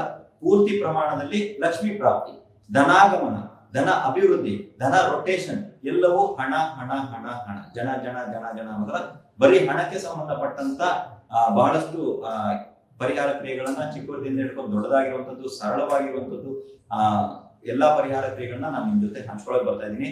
ಯಾರಿಗಾದ್ರೂ ತರಗತಿಗೆ ಬರಬೇಕು, ನಾವು ಜಾಯಿನ್ ಆಗ್ತೀವಿ ಗುರುಗಳೇ ಅಂತ ಯಾರಿಗಾದ್ರು ಇಂಟ್ರೆಸ್ಟ್ ಇದ್ರೆ ಕೆಳಗಡೆ ಬಂದಿರುವಂತ ನಂಬರ್ ನಮ್ಮ ಗ್ರೂಪಿನ ನಂಬರ್ ಇದೆ. ಸೊ ಆ ನಂಬರ್ಗೆ ನೀವು ಕರೆ ಮಾಡಿ ಅಥವಾ ಆ ನಂಬರ್ಗೆ ವಾಟ್ಸಪ್ ಮಾಡಿ ಶನಿವಾರದ ತರಗತಿಗೆ ನಾವು ಜಾಯಿನ್ ಆಗ್ಬೇಕು ಅಂತ ಹೇಳಿ ಮಿಕ್ಕ ವಿಚಾರಗಳನ್ನ ಅವರುಗಳು ನಿಮಗೆ ತಿಳಿಸ್ತಾರೆ. ಓಕೆನಾ? ಸೊ ಶನಿವಾರದ ತರಗತಿಗೆ ತಪ್ಪದೆ ಬನ್ನಿ. ಯಾಕಂದ್ರೆ ಈ ಸಲ ಇರುವಂತದ್ದು ಹಣಕ್ಕೆ, ಲಕ್ಷ್ಮಿಗೆ ಸಂಬಂಧಪಟ್ಟಿರುವಂತ ಕ್ಲಾಸು ಈ ಸಲ ಬರ್ತಾ ಇದೆ. ಸೊ ಏನಾದ್ರು ಒಂದು ಹೋಗೋ ಮುಂಚೆ ನಿಮಗಾಗಿ ಒಂದು ದೀಪಾವಳಿ ವಿಶೇಷವಾಗಿ ಒಂದು ಪರಿಹಾರವನ್ನ ನಾನು ಕೊಟ್ಟು ಹೋಗ್ತೀನಿ. ಇಷ್ಟೊತ್ತು ನಾನು ನಿಮ್ಮ ಪ್ರಶ್ನೆಗಳಿಗೆ ಉತ್ತರ ಕೊಟ್ಟೆ. ಅದಾದ್ಮೇಲೆ ಶನಿವಾರ ಕ್ಲಾಸ್ ಇದೆ ಅಂದ್ರೆ ಶನಿವಾರ ಕ್ಲಾಸ್ ಅಲ್ಲಿ ಅಭೂತಪೂರ್ವವಾಗಿರುವಂತಹ ಕೆಲವೊಂದು ಪರಿಹಾರಗಳು ನಿಮ್ಮ ಮನೆಯಲ್ಲಿ ನೀವು ಮಾಡಬಹುದಾದಂತಹ ಕೆಲವೊಂದು ಪರಿಹಾರಗಳು ಇರ್ತವೆ.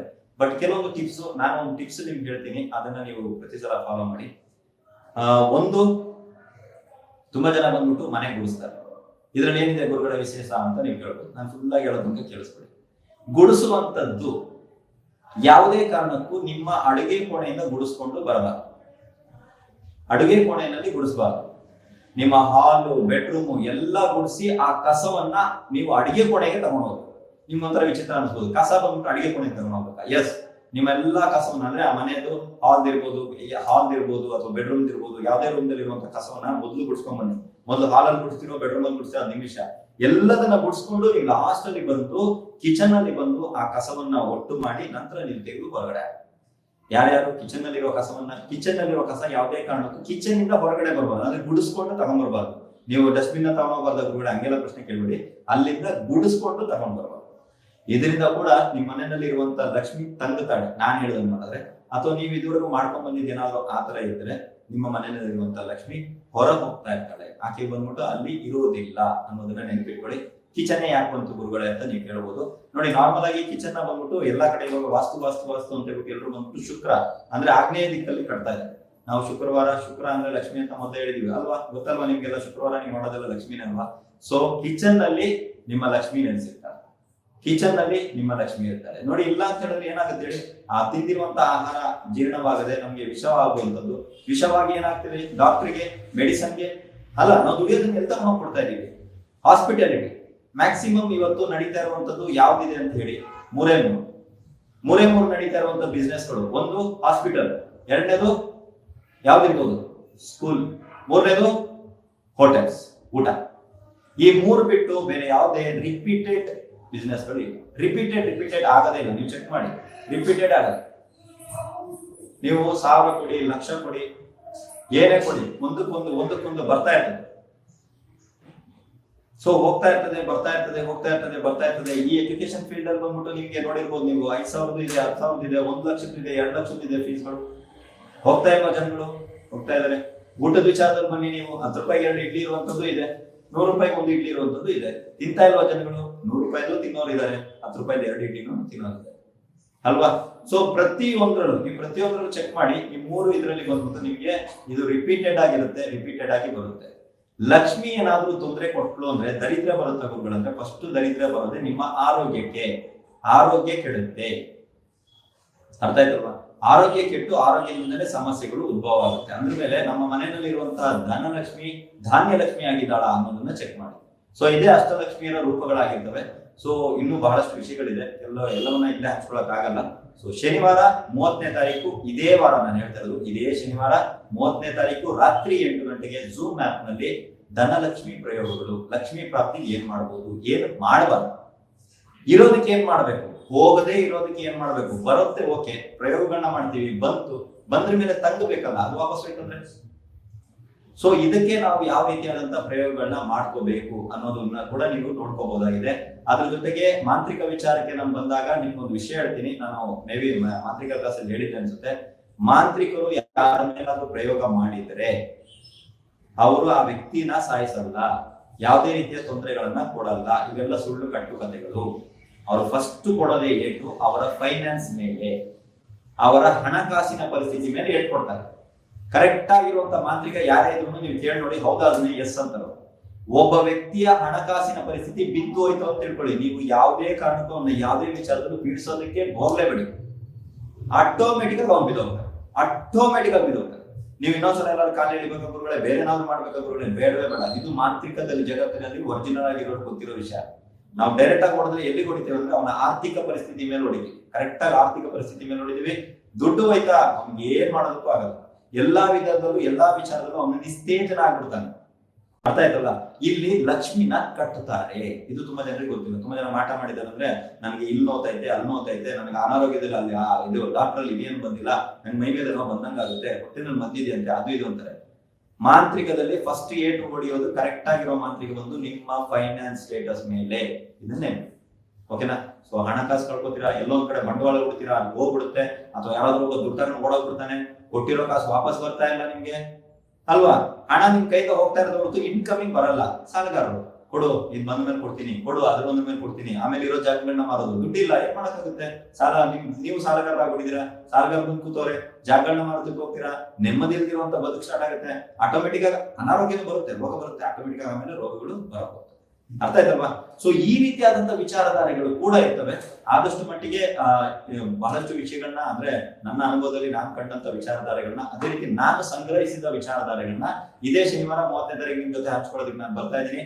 ಬಟ್ ದಯವಿಟ್ಟು ರಿಜಿಸ್ಟರ್ ಆಗಿ ಪ್ರತಿ ಸಲ ಯಾಕೆ ಸರ್ ಇದನ್ನೇ ಮಾತಾಡ್ತೀರಾ, ಲಾಸ್ಟ್ ಟೈಮ್ ನಾನು ಹೇಳಿದೆ, ಈ ಸಲ ಹೇಳ್ತೀನಿ, ಎಷ್ಟು ಜನ ರಿಜಿಸ್ಟರ್ ಆಗ್ತೀರಾ ಅನ್ನೋದನ್ನ ನೋಡ್ಕೊಂಡು ನಾನು ಮುಂದೆ ಹೋಗಬಹುದಾಗಿದೆ. ಇವಾಗ ನಮ್ಮ ಹತ್ರ ಇರೋದು 100 ಜನರದ್ದು ಝೂಮ್ ಮೀಟಿಂಗ್ ಇದ್ದಿರ್ಬೋದು, ನೆಕ್ಸ್ಟ್ ಬರುವಂತದ್ದು 300 ಅಂದ್ರೆ 300 ಜನರ ಝೂಮ್ ಮೀಟಿಂಗ್ ಇದೆ. ಸೊ ನೀವ್ ಎಷ್ಟು ಜನ ಬರ್ತೀರಾ ಅಂದಾಗ ನಾನು ಆ ಮೀಟಿಂಗ್ ಐಡಿ, ಆ ಮೀಟಿಂಗ್ ಸಂಬಂಧಪಟ್ಟಿದ್ದನ್ನ ನಾನು ನಿಮಗೆ ಕೊಡಬಹುದು. ಸೊ ಎಲ್ಲರೂ ಆ ಕ್ಲಾಸ್ ಅಲ್ಲಿ ಜಾಯಿನ್ ಆಗೋದಕ್ಕೆ ಎಲ್ರಿಗೂ ಅದು ಅನುಕೂಲ ಆಗುತ್ತೆ. ಸೊ ದಯವಿಟ್ಟು ಈಗೋ ಪ್ರಾಬ್ಲಮ್ ಈಗೋನೆಲ್ಲ ಸೈಡಿಗೆ ಇಟ್ಬಿಟ್ಟು ಯಾರಾದ್ರೂ ಕ್ಲಾಸಿಗೆ ಬರ್ತೀರಾ ಅಂತ ಹೇಳಿದ್ರೆ ದಯವಿಟ್ಟು ರಿಜಿಸ್ಟರ್ ಆಗ್ಬೇಕಾಗಿರುವಂತ 2 ಸಂಖ್ಯೆಗಳು, ಮೊಬೈಲ್ ಸಂಖ್ಯೆಗಳನ್ನ ನಾನು ಈಗಾಗಲೇ ಕೊಟ್ಟಿದ್ದೀನಿ. ನನ್ನ ಪ್ರತಿಯೊಂದು ಕ್ಲಾಸ್ ಅಲ್ಲೂ ರಿಜಿಸ್ಟರ್ ಆಗೋದಕ್ಕೆ 2 ಮೊಬೈಲ್ ಸಂಖ್ಯೆ ಕೊಟ್ಟಿರ್ತೀವಿ. ಅದೇ ಸಂಖ್ಯೆ ಇವತ್ತಿಗೂ ಕೂಡ ಮುಂದುವರಿತಾ ಇರ್ತದೆ, ಮುಂದೆ ಕೂಡ ಮುಂದುವರಿತಾ ಇರ್ತದೆ. ಸೊ 2ನೇ ಬಾರಿಗೆ ಲೈವ್ ಬಂದೆ, ನಿಮ್ಮ ಆಶೀರ್ವಾದ, ನೀವೆಲ್ಲರೂ ಬಂದ್ರಿ, ಬೆಂಬಲ, ಪ್ರೋತ್ಸಾಹ, ಉತ್ಸಾಹವನ್ನ ಕೊಟ್ರಿ, ಹಲವಾರು ಪ್ರಶ್ನೆಗಳನ್ನ ಕೇಳಿದ್ರಿ. ನನಗೆ ಗೊತ್ತಿರುವಂತದನ್ನ, ನನಗೆ ಆಗಿರುವಂತ ಪ್ರಶ್ನೆಗಳಿಗೆ ಉತ್ತರವನ್ನ ನಾನು ಹೇಳಿದ್ದೀನಿ. ಕೆಲವರಿಗೆ ಡಿಸಪಾಯಿಂಟ್ ಮಾಡಿದ್ದೀನಿ, ಕೆಲವೊಂದನ್ನ ಬಂದ್ಬಿಟ್ಟು ಜಾತಕವಿಲ್ಲದೆ ನಾವು ಪ್ರಶ್ನೆಗಳನ್ನ ಹೇಳೋದಕ್ಕೆ ಆಗಲ್ಲ. ಸೊ ನೀವು ಅಪಾಯಿಂಟ್ಮೆಂಟ್ ಪಡೆದು ಬರಬಹುದು, ಜಾತಕವನ್ನ ಹಾಕಿಸಿ ಈ ಸಂತಾನಕ್ಕೆ ಸಂಬಂಧಪಟ್ಟಿರೋ ವಿಚಾರಗಳಾಗಿರ್ಬೋದು, ಅಥವಾ ಮನೆ ಬಿಟ್ಟು ಹೋಗಿರುವಂತವ್ರ ವಿಚಾರಗಳಾಗಿರ್ಬೋದು, ಇವು ಕೆಲವೊಂದು ಕ್ಲಿಷ್ಟಕರವಾಗಿರುವಂತಹ ಪ್ರಶ್ನೆಗಳಾಗಿರ್ತವೆ. ಅದಕ್ಕೆ ಉತ್ತರವನ್ನ ಆಯಾ ಜಾಗದಲ್ಲೇ ಹೇಳಬೇಕಾಗುತ್ತೆ. ಅದಕ್ಕೆ ಪರಿಹಾರವನ್ನ ಓಪನ್ ಆಗಿ ನಾವು ಹೇಳೋದಕ್ಕೆ ಆಗಲ್ಲ. ಸೊ ಇಲ್ಲ, ಇನ್ನು ಕೆಲವೊಂದು ಪರಿಹಾರಗಳನ್ನ ನೀವು ಕೇಳಿದೀರಾ, ಅದನ್ನ ನಾನು ಹೇಳಿದ ಕಾರಣ ಇಷ್ಟೇ. ಅದು ನನ್ನ ಯೂಟ್ಯೂಬ್ ಚಾನೆಲ್ ಅಲ್ಲಿ ಇರುವಂತ ಎಲ್ಲಾ ವಿಡಿಯೋಗಳಲ್ಲಿ ಎಲ್ಲಾರು ಒಂದ್ ಕಡೆ ಆ ಪರಿಹಾರವನ್ನ ನಾನು ಕೊಟ್ಟಿದ್ದೀನಿ.